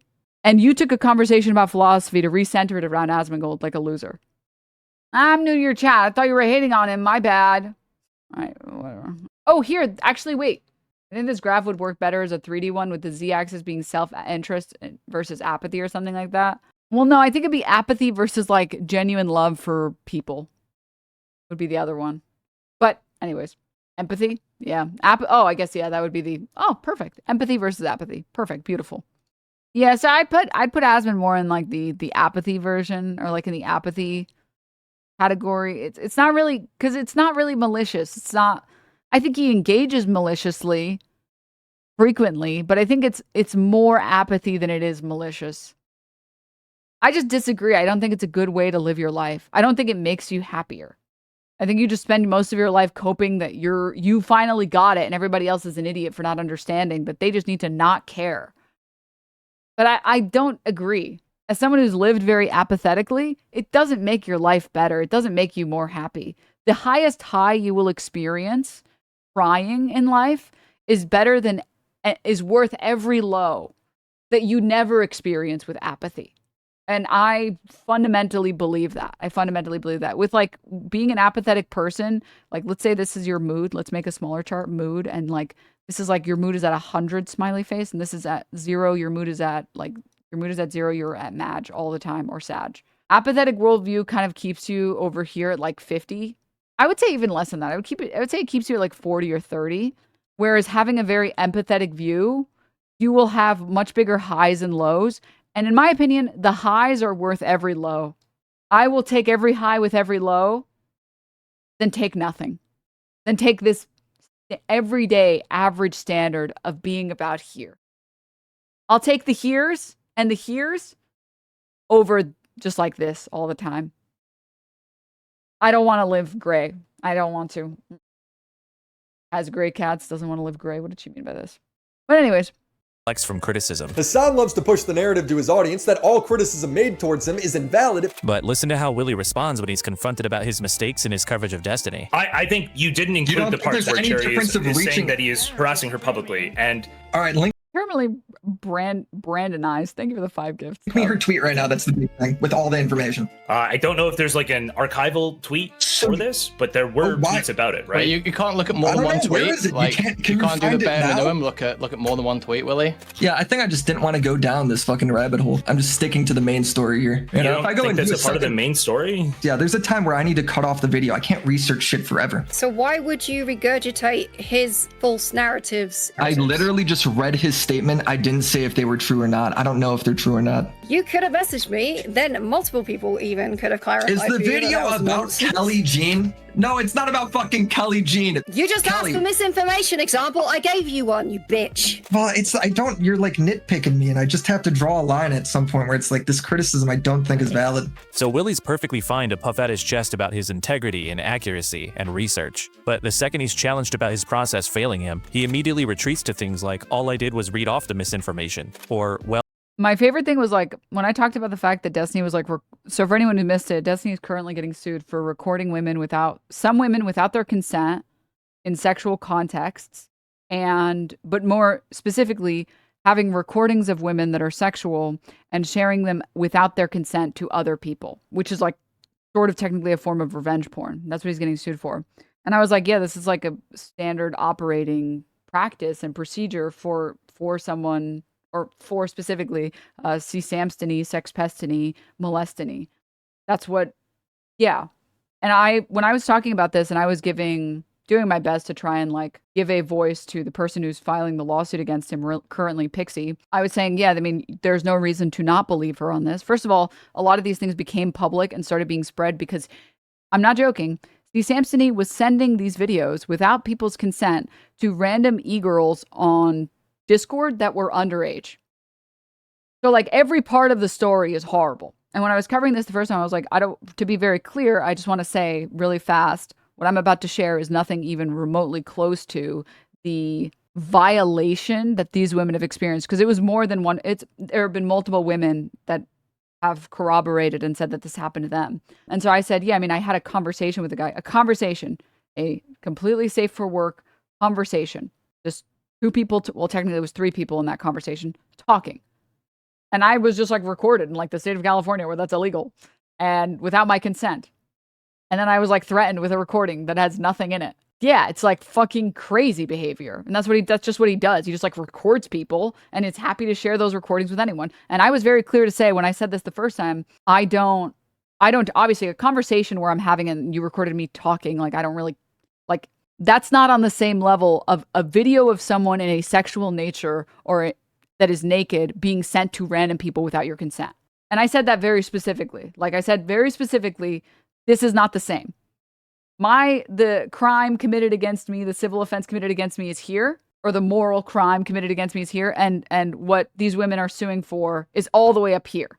Having a conversation where you're just talking, be recorded, and then used against you and be like, I'm going to release this recording, I'm going to release it, is very different from like a recording of you doing sexual things, being publicized without your consent, or being sent to other people without your consent. And I made this very clear. And Willy MacShow, he covered this and he's like, Denims is lying because she's pretending like this recording is exactly the same as these other victims. I'm like, I said the exact opposite of that. I was pointing out that this is a pattern of behavior of his that he's had for a very long time, which is he doesn't care about recording people without their consent. And he never has. He's literally never cared about this, ever. And Willy MacShow's epic own was like, I'm going to release some of the recording that Destiny sent me. Like, okay. The reason I don't talk about any of that shit is because there are other victims in those stories. And out of empathy for them, I don't talk about that entire nonsense. Because there are people that are still harmed and were significantly harmed in my interaction during the very short period of time where I was speaking to him. And out of respect for the victims there, I don't talk about it. Because it's just, they don't deserve to have their life relitigated on the internet so that I can clear my... I don't give a shit. I don't care if you're like, you spoke to Destiny once in 2019 when Hasan was friends with him. Okay. I don't really give a shit. I'm sorry, victims are still more important to me than somebody having a negative opinion of me. Willy has a repeated pattern of spinning his videos in that misleading way. I mean, yes, I agree. I finally understand why Hasan calls it the Willy Crack Show. But anywho. Well, I can't do research forever. Things that I'm sure he would definitely let Hasan get away with. So it wasn't a thoughtful commentary, it's him having an emotional outburst instead of engaging with why Dan is wrong, and then avoiding accountability when he gets criticized. He does this with everybody when the conversation gets slightly complex. But Willy's total lopsidedness when it comes to talking about Destiny came to a head when he had his personal information doxed by Bad Empanada. Destiny quote-tweeted someone talking about the dox to publicly condemn Bad Empanada, which prompted some people to point out Destiny's glaring hypocrisy, as he is a proud open doxer himself. When JStock retweeted one of these criticisms, it completely broke Willy Mac's brain. He immediately started attacking JStock for spreading his dox, conveniently glossing over the fact that Destiny was the one who originally retweeted it and to like 60 times more eyeballs. But when people pointed out how nonsensical this was, Willy doubled down, claiming that he wasn't mad at Destiny because Destiny was defending him. But JStock and Dickers, these guys weren't not defending Willy. In a way, they were actually kind of criticizing doxing in general. After some more back and forth, eventually Willy just responded with, "Alright everyone, post my docs cause Destiny has you all mind raped." Huh. Willy persisted with this absolutely incoherent take by releasing a video on the topic a couple weeks later. At this point, my dox is already spread, the toothpaste is out of the bottle. What bothered me most in this moment was the narrative that I deserve it. Nobody said that. They're like, why aren't you mad at Destiny? He quote-tweeted your dox too. Why aren't you mad at Destiny himself? Destiny is defending my already viral dox that's already in the hands of all the people who hate me. We're acting like context and scale don't matter. I don't even know how to analyze this. Destiny tweeting about Willy's dox is the largest in scale it would ever go, and the context of other people talking about it had nothing to do with doxing Willy. If it was already viral and everyone knew about it, then what the fuck is he complaining about? I mean it when I say this video was one of the most egregiously horrible pieces of content I've ever seen. It makes no sense, it's filled with misunderstandings of basic social concepts, and it contains completely unsubstantiated claims. In the video, he completely falsely attempts to implicate Queeman as somehow being responsible for the origin of his dox. The truth is, Bad Empanada did not originate my dox. He maliciously spread it everywhere, but my dox originated on a niche forum by this guy's unhinged viewers. And yes, this completely made-up narrative that Willy uncritically accepts came from, you guessed it, Destiny. Guarantee Destiny told Willy Mac that a Queeman fan doxed him, and he believed it uncritically. I might have said that. Let's see what I said exactly. So I sent him a message on July 21st. I said, no clue how. Oh my God. All of it is nonsense. All of it is nonsense. Yeah, I mean, the problem with Willy Mac has always been that like he's like a massive in 2020. I don't know if he still is now after C. Samson, he was exposed for, you know, having CSAM on his computer. But for the longest time, it's just like, this is kind of like a problem with generally C. Samson-y fans, I guess. They just assume that their God King Emperor would never lie to them. And he would always tell the truth. And it's like, yeah, the guy who records women he's having sex with without their consent and then sends it to other people, he would never lie. Yep. You got it. That's the one. He would never lie to you. Listen, he only records people without their consent in sexual encounters and sends it to random e-girls that are minors on Discord. He would never lie. Let's not be unreasonable here. Let's not be unreasonable. Okay? Be reasonable. But anyways. All right. Tectone. Let's watch some of the Tectone part. Oh, wait. Let's see what award Willy Mac gets. No one had his from that account and needed one. Was constant moronic behavior eventually made me realize that the problem isn't just a bias. We're talking about a fundamental lack of critical thought. Case in point, remember the comparison between Hasan and a literal Nazi in Ethan's filings for the copyright lawsuits? Denims sort of jokingly posed with this page to promote her I like that I'm censored.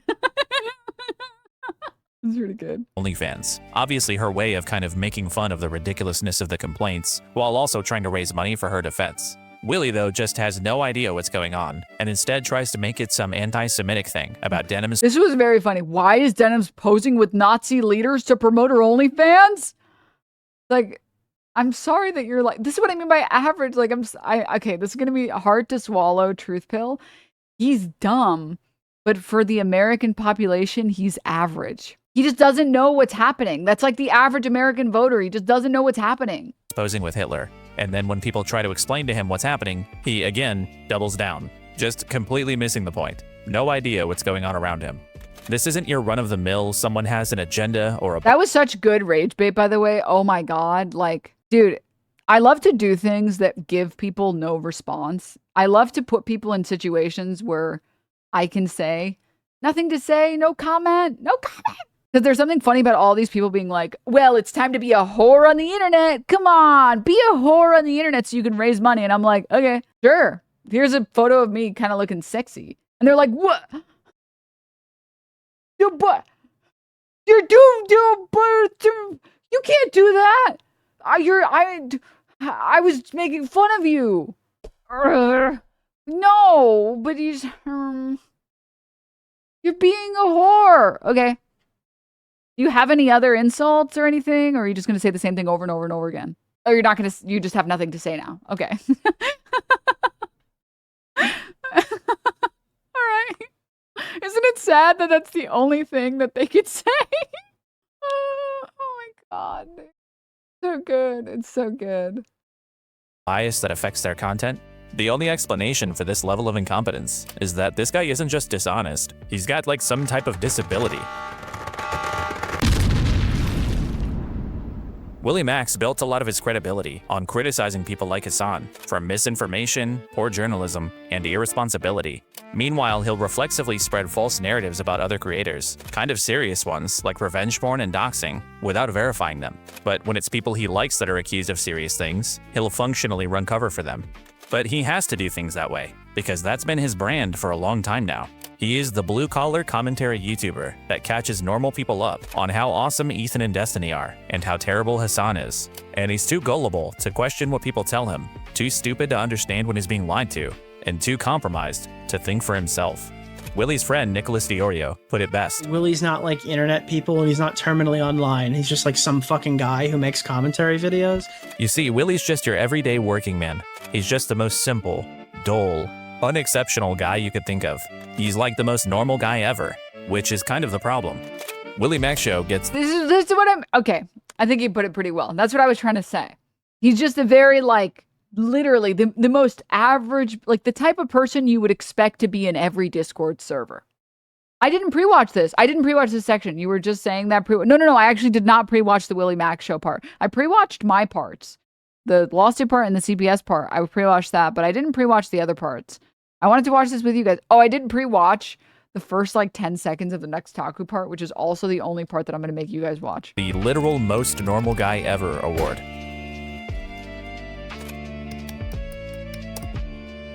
The worst thing that I've ever done is call someone fat, call someone a whore, and then said, kill yourself to a chat. No, I think the worst thing you did was found in court, actually, where you were sexually abusing your girlfriend.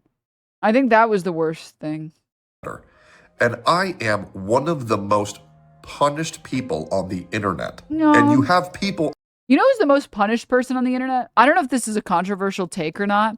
Probably the most punished person on the internet is Pirate Software. I'm not gonna lie, it is kind of crazy that like Pirate Software still gets hate videos made about him. Like, don't get me wrong, he's kind of like annoying, but like Oliver Managem is kind of crazy. Like, he definitely did not. Okay, I was down for like a couple videos. I was down for a couple, but they're still going. There's still like I saw a video that was like 3 days ago, 500,000 views. It's like, guys, just let it die. Just let it die. Like, calm down. He got a ton of hate for being bad at video. Well, like to be the most fair, it's not that he was bad at the video game, it's that he was just annoying to deal with. He's just an annoying person, right? He just has an ego and he thinks he's better than everybody else, and that's why people make fun of him on the internet. That's it. And like, listen, on the internet, everything's fair game. I get it. But like in terms of like comparing him to other people that exist and have existed on the internet, the crimes are really minor. Like, yeah, I definitely think the level of hate is undeserved. The level of hate that someone like Pirate Software deserves is like, this guy's kind of a douchebag. And like, that's it. I don't know if it's like years long. Like, is she just for the rest of his life, every other day, there'll be a video that has 500,000 views about how it's over for Pirate Software. He's 500% done. Like, I don't know, man. I don't think it's that serious. I don't think it's that, like, 780,000 views from a week ago on Internet Anarchist. Pirate Software's life is falling apart. Like, over managing? I'm just saying, if you guys have played, if you remember Pirate Software, his life is ruined now. I'm just saying, guys. 2.9, almost 3 million views from 2 months ago. Pirate Software's lies are still catching up to him. Like, guys, it's not that. If you play MMOs, there's at least 5 of this guy in every guild. It's not that serious. Like, it's not that serious. It's really not that serious. It's really not that serious. The videos aren't about the gem thing. Well, no, they're about like his doubling down and his triple down and him being really annoying. Oh, and then there was like, again, it's just that he's an annoying person. That's the thing. There was like the part where he like, but I don't know. I feel like it's more funny than like cancelable. Him being like, him having the username Pirate Software and then being like against the gaming effort to have people be able to like continue playing the game after developers are no longer interested in maintaining it. It's like, it's very funny that your name is Pirate Software and you're like, please, we need to defend the companies. It's like, that's more funny than it is like, we need to cancel this guy. We need to cancel him. People need to know his life is ruined. Like, it's not that serious. Like, it's really not that serious. It's really not that serious, man. Again, like I just said, it's kind of crazy. He didn't even like, I don't know. He was just an asshole. He didn't do anything, but a lot of gamer streamers are like that too. Like, they just think they're some kind of god because they're just good at a video game. Yeah, it's the recent drama is that he fired his mod. Oh, okay. Something happened with his mod team last night. They all resigned or something, so he's back in the spot. Okay, so no, he just can't afford them anymore, and that's why he fired them. Okay, like, again, it is very funny for Tectone to be like, I am the most punished person. It's like, bro, if there's anyone that should have 3 million viewed videos about how their life is over and how they're still suffering, it should be you, man. Okay, it should be you. Come on. On the internet, calling for the death of people online and falsely calling people rapists. John Robert Robertson, also known as Tectone, is a popular 32-year-old gaming streamer with well over 1 million subscribers. He became popular through streaming the gacha game category. I don't know if this is too deep of a cut. I feel like we should shorten his name from John Robert Robinson. Given his John, I feel like it should just be J. You know? Like, I don't think he earned the rest of the John. You know what I mean? You guys picking up what I'm putting down? Never trust people with 2 first names. Yeah. No. Well, because he talks about how he has a micro penis frequently And there were like court documents talking about him having a micropenis, and John is another word for penis.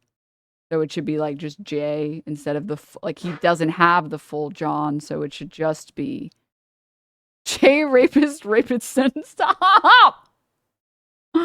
Okay, thank you. And I was like, maybe that was a little too deep in there. Maybe that joke was too like, okay.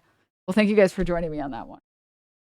Category, which is another way of saying that he teaches young people how to become addicted to gambling. Please, just one more. One more orange. I'll do one more. Okay, I'll do one more. Oh, booyah! Yes! After building a following, Tectone gradually transitioned into other genres, like Souls-like games. But present day, a lot of his content focus seems to be on, effectively, farming parasocial attachment from his audience. I love my chat. I love my community. I love ya.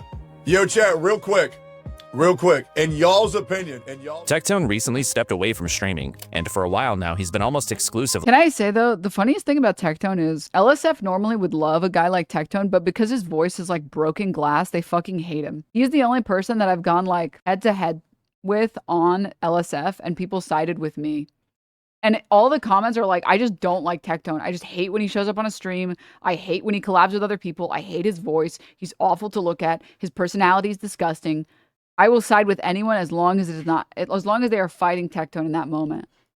Posting rant videos and trauma dumps. For Tectone, these videos are the place where he gets to write the narrative about himself. He wants to position himself, in the eyes of his audience, as the good guy of the internet, who stands up to all the evil people and liars online. And that's why— What Tectone doesn't understand is that if you're committing to being the villain, you just full commit, man.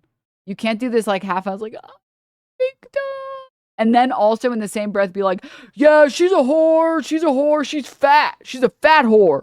Yeah, this one's a fat whore, guys. It's like, no, dude, you just commit to being the villain, or you got to stop acting that way. You can't, it's antithetical to try and do both. So many people are preying on my downfall because so many motherfuckers are going to try to reemerge from their grave when they think that I'll leave, but I'm never going to fucking leave. And that's why people push this bullshit so much, because I've ruined the careers of so many fucking horrible people. So now they're going at me because I had to fucking end motherfuckers. Whose career has he ruined? His own, I guess. Who are fucking bad eggs. He also very much wants to be seen as wise and relatable, and he'll try to offer wisdom and life advice that probably goes really hard if you're like 14. A relationship is work. A marriage is work. Now, eventually, there might come a time where you say, it ain't worth the work. If the soil is barren, you will not be able to grow a crop. Really, he'll just post anything that he thinks makes him look good or Guy who got divorced? What? Why are you giving marriage advice? Your wife divorced you. Pathetic. In fact, he's recently invented a new meta for getting attention, which is doing or saying something really dumb that he knows will get him banned from Twitch, and then posting a performative video where he gets to complain about how maligned and beleaguered he is. Now, I've been banned free for another month. This is my monthly ban. He got banned 6 times last year alone, each time following it up with one of these videos. To get even more attention, he also started a slight political shift in his content recently, where he's been slowly easing into a very weird conservative grift. He'll go on rants complaining about liberals, cancel culture, wokeness, and basically anything that would appeal to very low IQ. I mean, I'm not joking when I say it would work if his voice, maybe I'm wrong, in which case I apologize if I mislead any of you guys. I think he would have an audience if his voice wasn't so fucking annoying. Like, I just can't, like, a lot of people just can't listen to his voice. Like, it's just really annoying. I'm pretty sure like 90% of the reason why Asmongold has the number of viewers, the viewers that he has, is because his voice isn't annoying to listen to. It doesn't sound like literally like nails on a chalkboard. The problem is that if you have any neurons, you listen to the words that he says and you realize he's a fucking moron. But Tectone's voice is just like, oh, I don't think the microphone picked it up. I was at such a high decibel, but it's just not, it's like unpleasant to listen to. It like gives me a headache. Politically uninformed people. COVID era was very much ruled by woke libtards. It is driven by this cancel culture mob, these fucking leftist liberals. I've lost a lot of friends for merely saying it is okay to be white. If white people are so bad, why the fuck do all y'all want to live in white neighborhoods? Notice the I'm spitting right now hands. But Tectone's overall dull and performative personality has carried over to his attempts at doing Who is all of y'all? political content, where he makes very strange connections between political topics and himself. Like after the assassination of Charlie Kirk, when he sort of lumped him. Also, can I just say, famously, people love HOAs, question mark? Famously, people love to live in an HOA with a Karen that tells you your grass is a millimeter too high. We're evicting you. Famously, when you think of an HOA owner or like the HOA manager or like the head or whatever, it's not a white woman. Yeah. Okay. All right. Just come on, dude. Himself in with people who are being targeted. From the Irna Zarutsky footage to the Charlie Kirk footage, I'm deeply unsettled. However, I'm very grateful that I am still alive. What are we doing where we are sympathizing with fucking murder? What? I'm grateful that I'm still alive? What, like, because you haven't killed yourself yet? Like, what do you mean you're, like, who is it? Nobody gives a shit about you, man. Guys, I have been banned for nearly 2 months total over the past 4 months. I have never seen this level of delusion to make Charlie Kirk's death about you and say, like, I'm grateful I'm alive. Like, that's a crazy thing to say, man. For calling people names, yet there are people out there calling for the deaths of other people, political figures, and attempting to radicalize and weaponize their f***ing audience to hurt people and kill them. It's pretty obvious he's talking about Hasan Piker there, who lives pretty rent-free in Tectone's head. By the way, is this Tectone guy okay? Anytime Hasan experiences even the slightest controversy, you will find Tectone somewhere nearby complaining about— Tectone is like, I think if Tectone had a job in like ye olden days, he would be like the executioner that nobody spoke to. Because like, what the fuck is wrong with you that you're like the executioner? You know what I mean? Like, there's definitely something wrong with that guy, so nobody talked to him. And like, let's all just be grateful that he does this thing that none of us want to do. Do you guys feel me? Like, that he was just born in the wrong era. Like, he needed to be born when executioners were still needed. You know, like the very classical sense of an executioner, you know, like the giant fucking axe or whatever. Nah, he'd be the guy who picks up the horse shit from the street. Nah, dude, what country are we talking about here? Like, what continent? They just were throwing buckets of poop outside the windows. You think someone was cleaning the poop? No. They didn't even know about germ theory, bro. how Hasan gets special treatment. In May, he threatened to leave Twitch permanently if Hasan wasn't appropriately punished. Tectone also invoked his father's military service to let us all know how passionate he is about this subject. Hasan covered this tweet on stream, saying this: "My father, my brothers, and our soldiers did not bleed, sacrifice, and die for this bullshit to be allowed and promoted on Twitch." Now, there's much wrong with this. Turns out, this is who he was talking about, Tectone. Apparently, this is his dad. The biggest photo you see is of Colonel Michael Robertson. He was convicted of 14 accounts of sexual assault. He only served 90 days in jail and paid a $30,000 fine. As it turns out, Tectone's father, who's known in some circles as Iron Mike, is one of the most prolific sex offenders in US military history. He was the central example in a congressional campaign called Stop Military Rape back in 2011. Hasan drawing attention to this led to a public— Your dad being the Stop Military Rape guy, and not like the guy who propositioned the Stop Military Rape, the guy who was doing the raping that forced people to say stop military rape, is like, what do you, like, it was fucked from the start, man. Meltdown by Tectone, where he claimed that he had no idea about his father's history, and he took the opportunity to try to paint Hasan as the bad guy. It's kind of hard to think of your family Parasocial farming at work is crazy.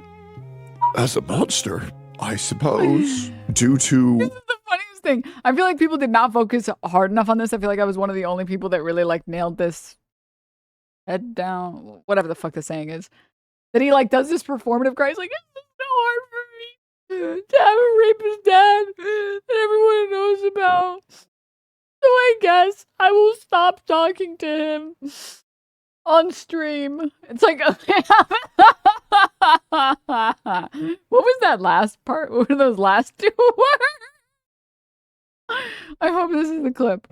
this all being resurfaced by Hasan. I suppose I will no longer be interacting with my father in any way, shape, or form on my stream or my content. Yeah, somehow it's Hasan's fault that you can't interact with your sex offender father on stream anymore. Apparently, it's all good to use your family members to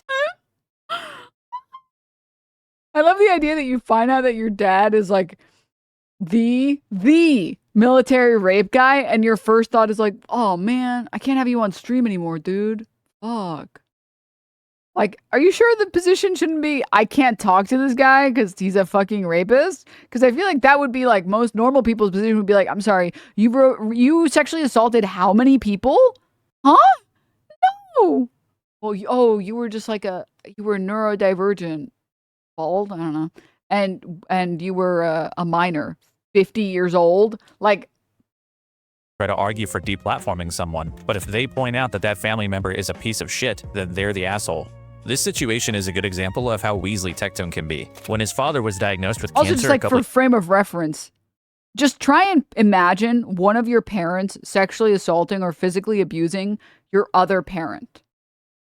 Would you still want to be friends with that person? I know I wouldn't. I would be like, never speak to me again. But I'm trying to be a better person. Great. Do it without me in your life. Go on now. I'm good. I'm good on this, actually.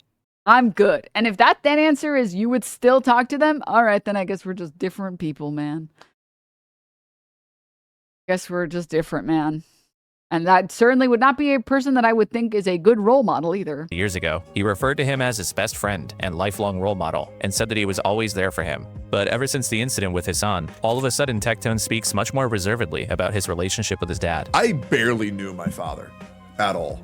I referred to my older brother as my dad until I was in 3rd grade because he would come around so little that I barely even knew who he was. I almost never spent any time with my father, ever. I never really liked my father. Okay, John.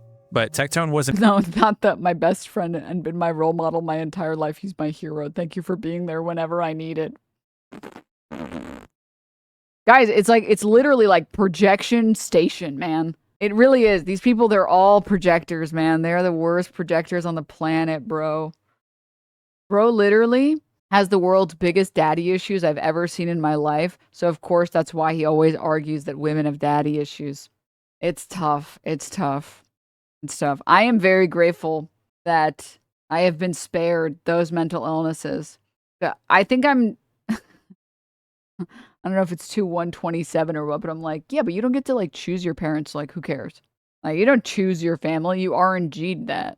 Like, you know, just, like, move on with your life. You know?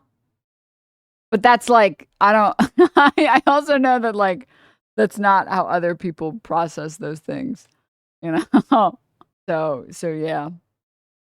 Only upset about the comments about his father. Hasan had also said this. Like, this man has, I guess, epigenetic memories of rape. He had to do it, you know? He just couldn't. He couldn't stop himself. It's just like, it's a familial obligation over here. Tectone dishonestly likes to frame this to his viewers as Hasan calling him a rapist simply for being related to his father. And to imply that I'm a rapist based on what my father has done? It's just a little bit crazy, isn't it? No, it's based on what Pink has said about you. That would be crazy. But Hasan was obviously referring to multiple allegations of abuse from 2 of Tectone's former partners, including at least 1 accusation of sexual assault from his ex-girlfriend Pinkchu. Tectone didn't take kindly to Hasan's comments, completely distraught at the suggestion that he could ever be a rapist. And to imply that I'm a rapist? After I myself have been raped twice? The incident with Hasan, as well as an existing feud with some of his orbiters, led to Tectone attempting to latch on to Ethan Klein's war against them, and he started alluding to potential defamation lawsuits against Denims and Gacytron for... Remember when I said, like, he did that shit, bruh? And he's like, I'm gonna sue you. And then he probably walked to, like, a bunch of law firms, and they were like, well, did you do that shit, bruh? And he's like, well, yeah. But, like, they shouldn't be able to just, like, say that. And they're like, get the fuck out of my office, dude. referring to him as a rapist. Hey, Gacytron, I will be getting in contact with Ethan Klein's lawyer on Friday, man. Oh, and this is another thing too. Dude, this one I'm sorry to like keep glazing like the video, but like there are so many small details in here that I have talked about before many times that people just like don't care about. While Tectone has threatened to sue both of them, to my knowledge, Denims has actually never referred to Tectone as a rapist. Prior to like the Pinkchu court filing, I literally didn't even call him Rape Tone. I said that he was a sexual predator and that he was a freak. And I had, by the way, privately prior, I just didn't want to talk about it on stream because I wanted, I was concerned about the safety for Pink. I had corroborated everything that Pink had said. So I knew that what she said was accurate and he, in fact, was sexually abusing her. So I knew that all of that was correct. And I still didn't call him Rape Tone. Because I was like, you know what? Let's just wait it out. We're going to wait it out. Just wait it out. Just wait it out. Because there is no universe where a court sees this like plethora of evidence against him and says like, yeah, you're free to go. And guess what? He got probably the most insane judgment that you can get in Texas. He can't have guns for 10 years. 10 years. He got, I think it was a restraining order. He's not allowed to be within like 500 meters, yards of her. He literally can't go to a convention that he knows she is at. If they are in the same place, to be clear, this is how insane this stuff is. Someone can correct me if I'm mistaken, but I'm pretty sure last time I looked at it, if he's in a restaurant and she shows up, he has to leave. That's how crazy for a decade. For a decade. Not for a year, for a decade. And no guns for a decade. In Texas. Like, that is how, like, isn't it crazy that Pinkchu can literally be our goth paladin? And her existing at a convention, she creates a protective shield around the entire convention that does not allow sexual predators, specifically one sexual predator, to enter the premise. Is that not one of the most incredible? She literally has an aura. She has a protective aura. That's amazing. The Tectonian repellent.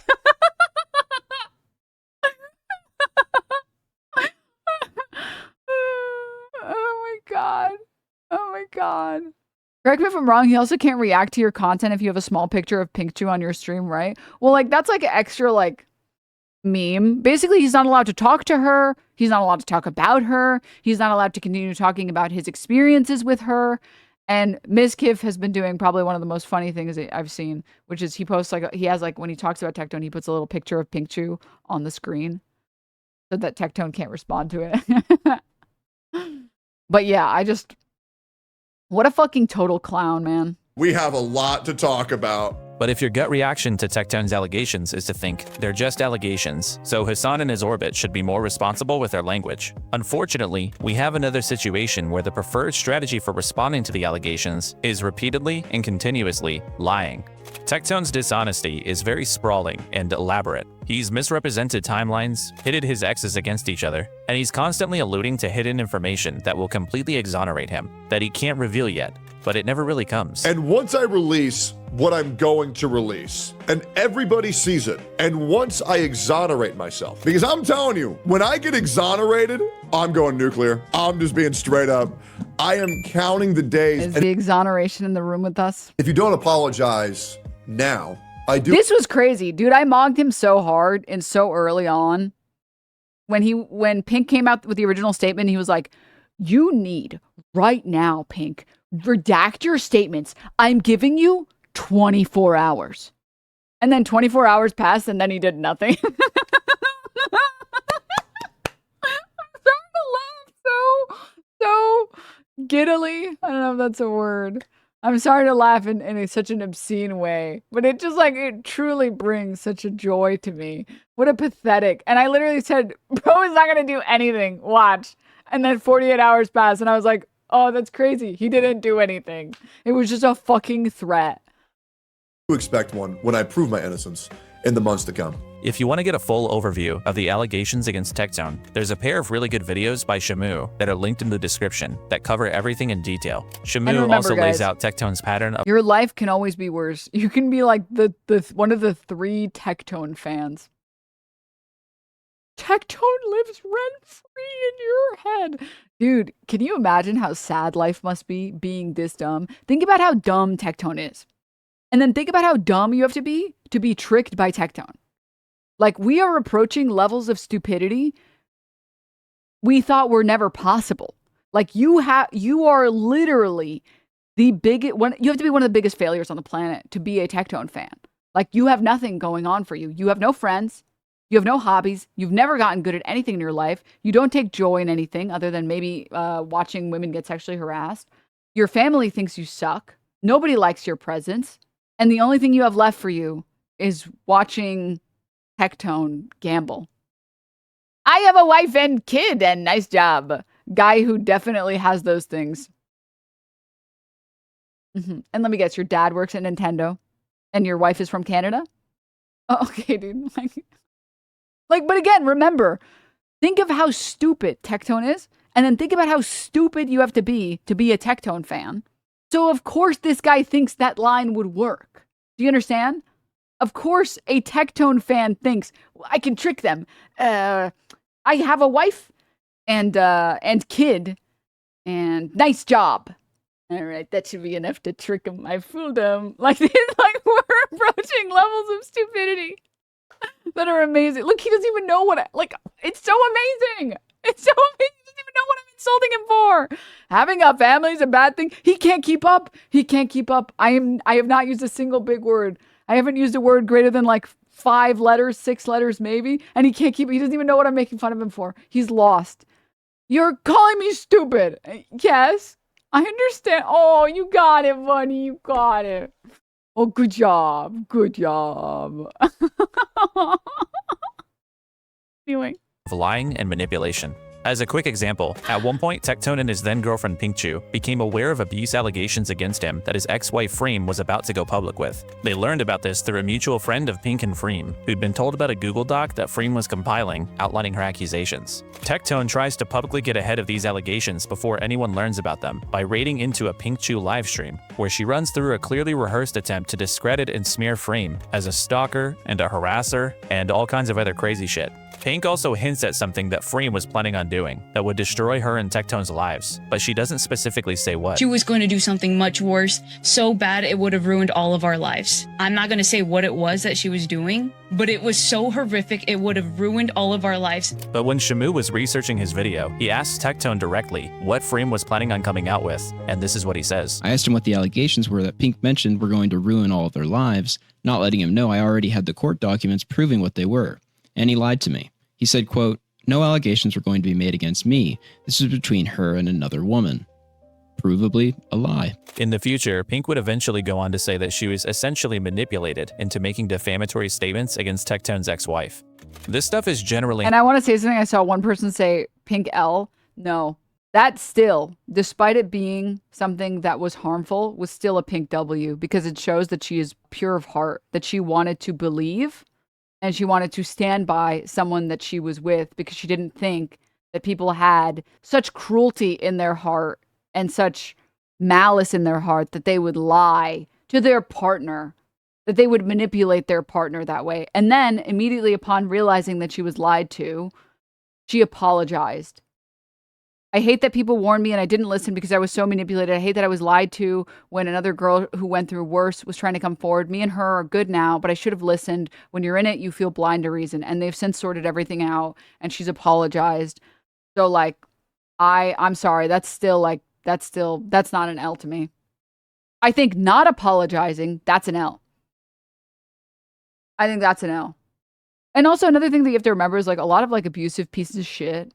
You'll notice it's a common tactic for abusers to find women that are really sweet and are really nice. All of the women I know who've had probably the worst abusers in their life are some of the nicest women. Actually some of the nicest women I've ever met. And the same is true, by the way, for female abusers. Talking about female abusers picking targets. Usually it's the nicest dudes I've ever met in my life. And it's because abusers actively try to pick someone who tries to always see the good in people, even when there are instances where it's just black or white, or black and white. Yeah, black or white. But that's why they pick that. So they can always be like, well, you're just being really mean to me right now. You're not really understanding where I'm coming from. And someone who's a genuinely very sweet person and wants to see the good consistently in people, they don't want to believe, they don't want to corrupt their spirit and believe that this person that they've been with for a year is lying and manipulating them, and they want to stand by this person, right? And I don't think that that's I don't think you should give up that part of you that wants to be a good person because shitty people exist. I think you should persist in your genuinely good spirit.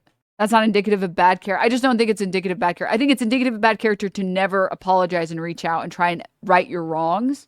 But up to that point, I don't know. Stop. You're talking about. I'm very serious. It is a quality that abusers select for. That's why I kind of get pissed when I hear the like, oh, pick better. Like, luckily I'm a bitch. So like, I think a lot of abusers see that I'm a bitch, and that's probably why they don't even bother. Cause I'm like, because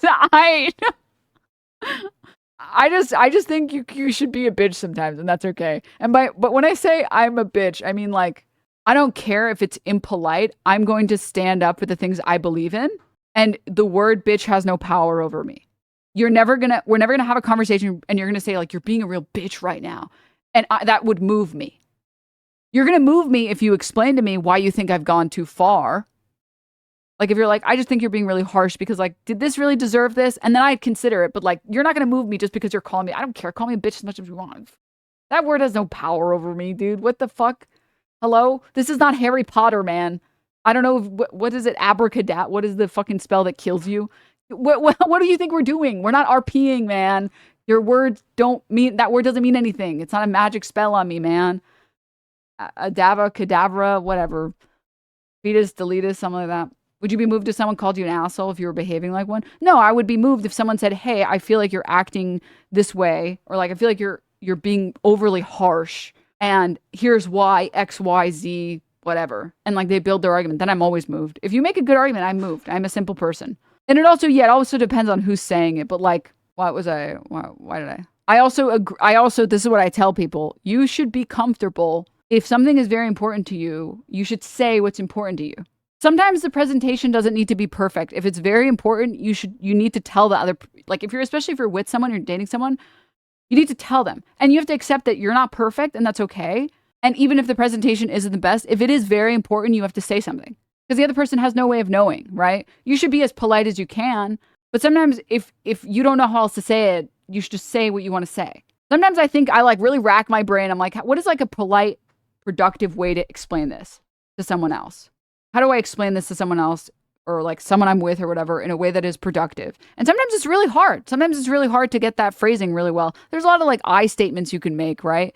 But at the end of the day, if you feel like somebody else is disrespecting you in some way, you should communicate that because they might not even know. Best case scenario, they don't even know and they can't mind read. So you're just informing them of something that they're doing that hurts you. And worst case scenario, they're a piece of shit that knows what they're doing and you're calling them out on their bullshit. So like if I was dating someone and they were like constantly talking down to me at like social events, I would eventually I'd be like, I would pull them aside the first second I got, and then I would say, hey, I feel like you're really like talking down to me in front of all these people. And it's really fucking hurtful. Like I don't want to fight about this, but like, can you like watch how you're speaking about me? Cause it feels really disrespectful. Like when you said that and that and that, like that was not okay. And you shouldn't feel bad about acting that way. You shouldn't feel bad about saying that. Like you shouldn't be like, hey, well, I don't know if I'm mistaken and I don't know if it's wrong for me to say this and I don't want you to feel any way. Like I want to make sure that I'm like, you don't have to just take it. And if the other person's saying, no, I should treat you that way. Tell them, no, I don't treat you that way. No, I don't think so. Yeah, I'm no. Bro, you're so ADHD. Sorry, my bad. All of that was just to say, I believe in being a bitch. And by that, I mean standing up for yourself, being firm, and don't let other people have power over you by just saying that you're a bitch. And unfortunately, this is why I hate when people say like, oh, women just need to pick better then. It's like, no, it's that abusers pick people who are really sweet so that they can get away with abusing them for longer. You fucking sack of shit. Hello? That's not them picking poorly. That's them having kindness in their heart and being taken advantage of. It's easier said than done, standing up to abuse. I'm not saying that it's easy, to be clear. I'm saying the only claim that I was making was I think most people who talk to me very quickly realize that like, I'll fucking, you're not going to bully me in a conversation, man. No. So I think I do accidentally select out, but that shouldn't be the case. Like you're not a bad person for being nice. Like that's a good quality to have. I disagree that that's like, you know what I mean? It's your fault for being manipulated. Like, no. Manipulators should stop manipulating. But okay. Manipulated into making defamatory statements against Tectone's ex-wife. This stuff is generally how Tectone operates when it comes to his allegations. He engages in tons of well poisoning, smear campaigns, and even outright blatant lies when he thinks he can get away with it. I do recommend checking out Shamu's videos in full. He was one of the first creators to put out a good video on this story, and his thesis seems to have been correct. In January, a Texas court granted Pinkchu's protective order against Tectone, finding that there was reasonable grounds to believe that he had committed sexual assault, harassment, and stalking. It turns out that this court case seems to have been the reason behind Tectone's temporary break from streaming. He was so incapable of keeping himself from smearing Pink on his live stream that he might have been legally advised to just step away entirely. This is supported by the fact that after an You know almost— how fried it is that your lawyer literally says, just stop streaming? No, I'm not joking. You just need to stop streaming. Just stop. No, what if I just this time I promise I won't talk about her. Dude, we already did that the last 40 streams. Stop. 6-month-long absence, Tectone returned to streaming on February 1st, less than 2 weeks after the protective order was granted. In this stream, which was clearly supposed to be his response to the situation, Tectone continued to lie about different aspects of the case, reminded everyone that he wasn't convicted of a crime, cried about Charlie Kirk, and yes, of course, he brought up Hasan. One funny detail that came to light from the court case was Tectone essentially suggesting that his new conservative-oriented content, as well as his fixation on Hasan, weren't motivated by politics, but by trying to stay relevant and getting attention. Shocker. Ms. Kiff originally broke the story about the court ruling, and some people started distancing themselves as a result.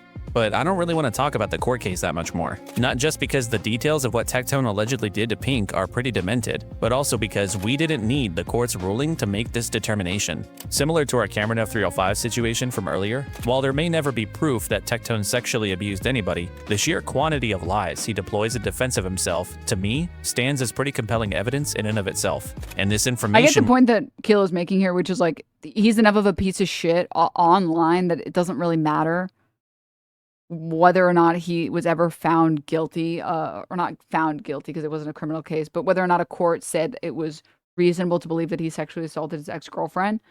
But I do feel like you just drive this one home. I feel like the way that you drive this one, you just not only did a court find did a court find it reasonable to believe that he sexually assaulted Pink, but also he's a horrible person. If somehow you don't give a shit about him and his court case, how can you just ignore all this shit on the internet? What the fuck?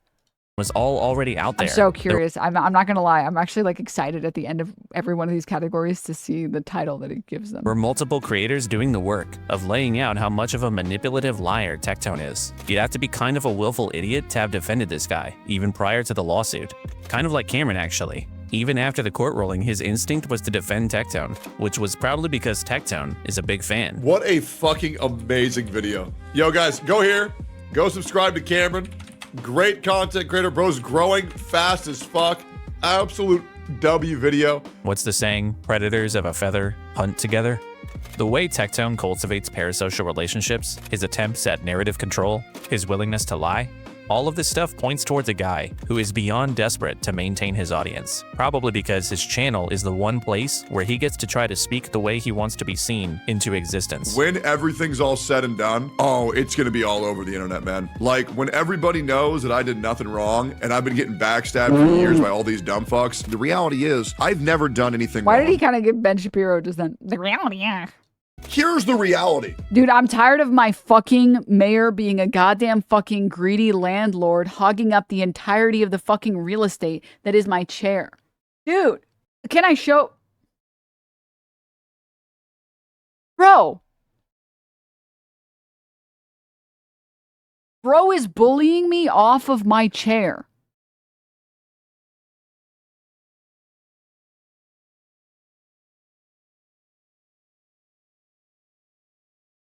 Bro is literally bullying me off of my own chair.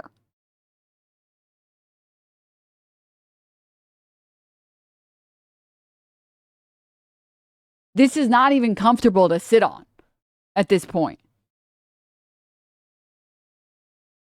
Do you want me to tell you how to know that I'm innocent of everything that I've ever been accused of, chat? You want to know why? Because I'm a good dude, and that's pretty much all there is. Tectone likes to talk a bunch of shit about people, but then he'll get into conversations with them and act small and passive. He'll say he's gonna exonerate himself, but he never actually responds to anything. He's a gambling addict, his politics content is an obvious grift, he's been caught botting his views, and he uses his platform to publicly smear women who accuse him of abuse. How do I deal with them?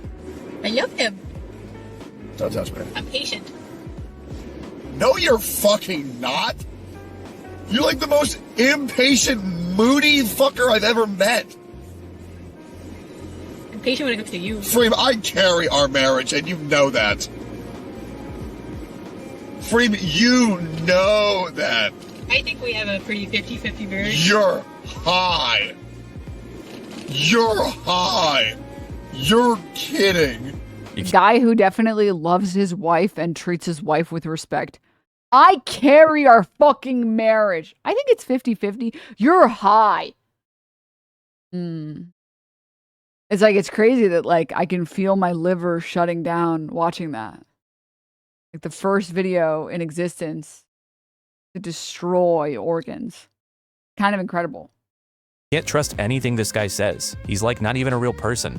And all I'm really saying here is Tectone is the exact type of guy where if he's one of your biggest haters, in a way, it's a little bit of a compliment. Seriously, what are the... You know what's kind of sad? If you're a DPS player, you got to recognize this type of guy never plays tank or support. This is why people don't like DPS players. Because the best DPS players are getting every kill and they're like, I couldn't have done it without my supports. Thanks, guys. Tanks, thank you guys for making so much space. You guys supports, you guys really kept me up. I'm just doing my best, you know. That's like the best DPS. That is the best DPS on the planet. And the worst DPS is this guy. Like, actually, this is the worst DPS. You know, to be fair, the worst tank player is Pirate Software. So we all have our, you know, we all have our L's, but I don't know what the worst support looks like. Like, who know? I don't know. Redeemable qualities here. He's unfunny, unintelligent, inauthentic, fake, and probably abusive. And he's bald and ugly. Tectone gets the let's be real, he probably did it award. Okay. There's still so much. I haven't even gotten to the dance stuff, and I kind of want to watch the Nicholas eat Oreo part. Because I did hear people say that's fun, but I heard Dishonorable Mention was really good. Obviously, I want to get the conclusion. But we just don't have I just don't have the time to do all of that today. You know, I've had to pee for the past hour, but I don't want to go pee until we're done. So I guess I'm just going to hold it until the end of stream. This part. I did pre-watch the next 20 seconds. I won't lie. And then I laughed my fucking ass off. And then I was like, okay, well, I got to watch this on stream. I think that our children, okay, as a collective, our children are being exposed to shit that they should not be exposed to. And yes, that includes... Our children are being exposed to your Discord that is grooming children. That's what they're being exposed to, actually. By the way, if you want a full breakdown on all the terrible things about Taku, Nicandros, oh my god, has a great video. I'll pull him up. Honestly, it's kind of a stomach churning video, and I admittedly I couldn't even fucking finish this shit because it's so disgusting. But this guy is like actually like the biggest scumbag sack of shit on the planet. It's the fact that he spent so much of his career shitting on like Twitch thoughts or whatever, being like, they're literally great. Meanwhile, bro had like a full fucking Epstein Island in his Discord server where children were being fucking groomed. So, yeah, this video is very good. Highly, highly recommend it for like a full breakdown. We did react to it a long time ago. Well, not a long time ago, like 2 months ago.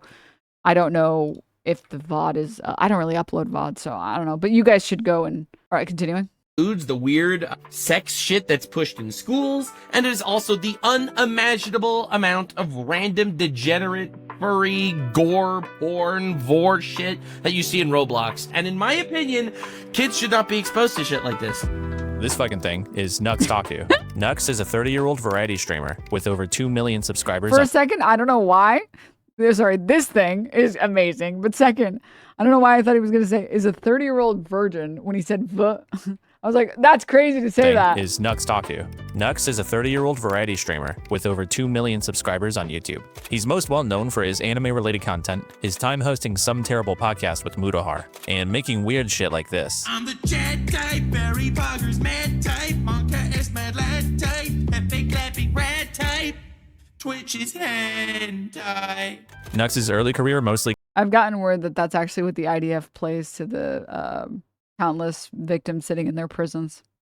consisted of satirical videos about popular anime series like Naruto and One Punch Man, before eventually incorporating video essays, analysis, and reviews of a wide range of anime franchises. In 2021, he debuted his animated virtual avatar, officially becoming what's known as a VTuber. I promised you guys that I would do this a while ago, and the time has finally come. I have a VTuber avatar now, and it's time to take over the internet! And from here on out, I'm gonna try to limit the number of clips that I use from Nux because, as you can tell, his voice is extremely fucking annoying.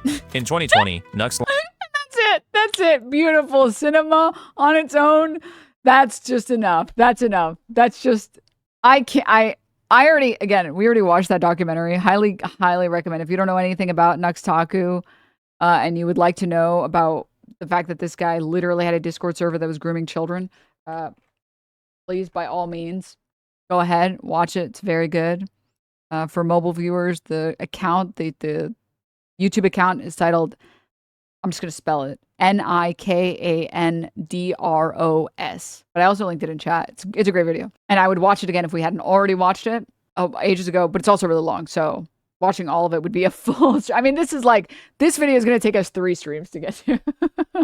And I will just say, that's all I need to know. I feel like I know enough about Nux Taku, and I just don't need to know more. I don't need to know more. If you guys want to see what Kilo said about Nux, you guys are welcome to watch that section. Everything is like timestamped, which is dope. But I do want to see what he titles him as. Also, since teased a lawsuit against Hasan for calling him a pedophile. You call me a pedophile. That's slander, Mr. Hasan. In case we're calculating, I am looking into lawsuits. Don't worry. It's gonna be fun. But Hasan responded by saying this. He wants to sue me for slander for calling him a pedophile, only to discover that a slander case would open him up to discovery.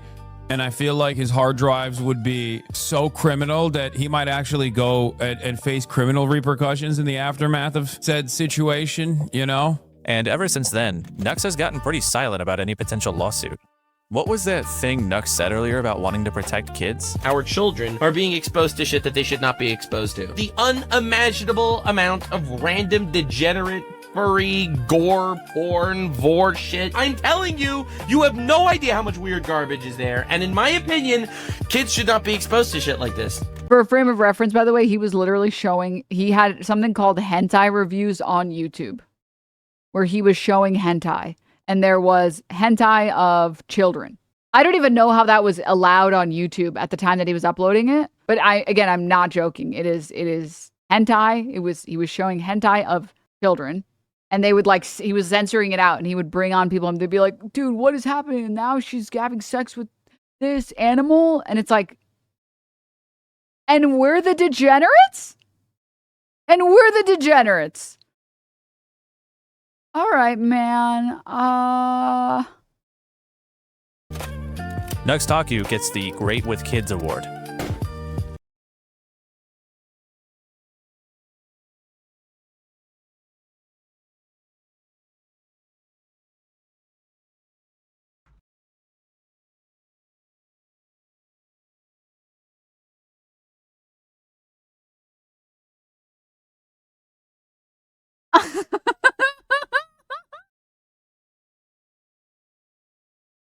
That's defecation. That's defecation. This is anti-Semitism. Anti-Semitism, man. That is... Oh my god. Dude! That fuck! My chair!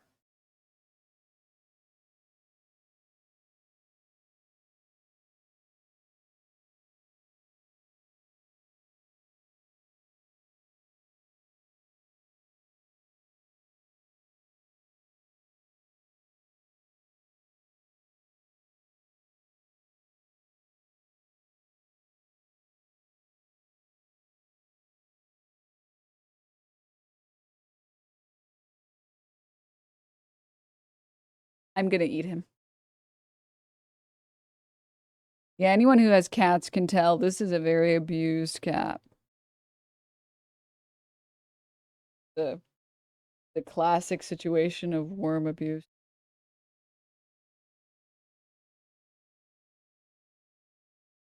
You can tell.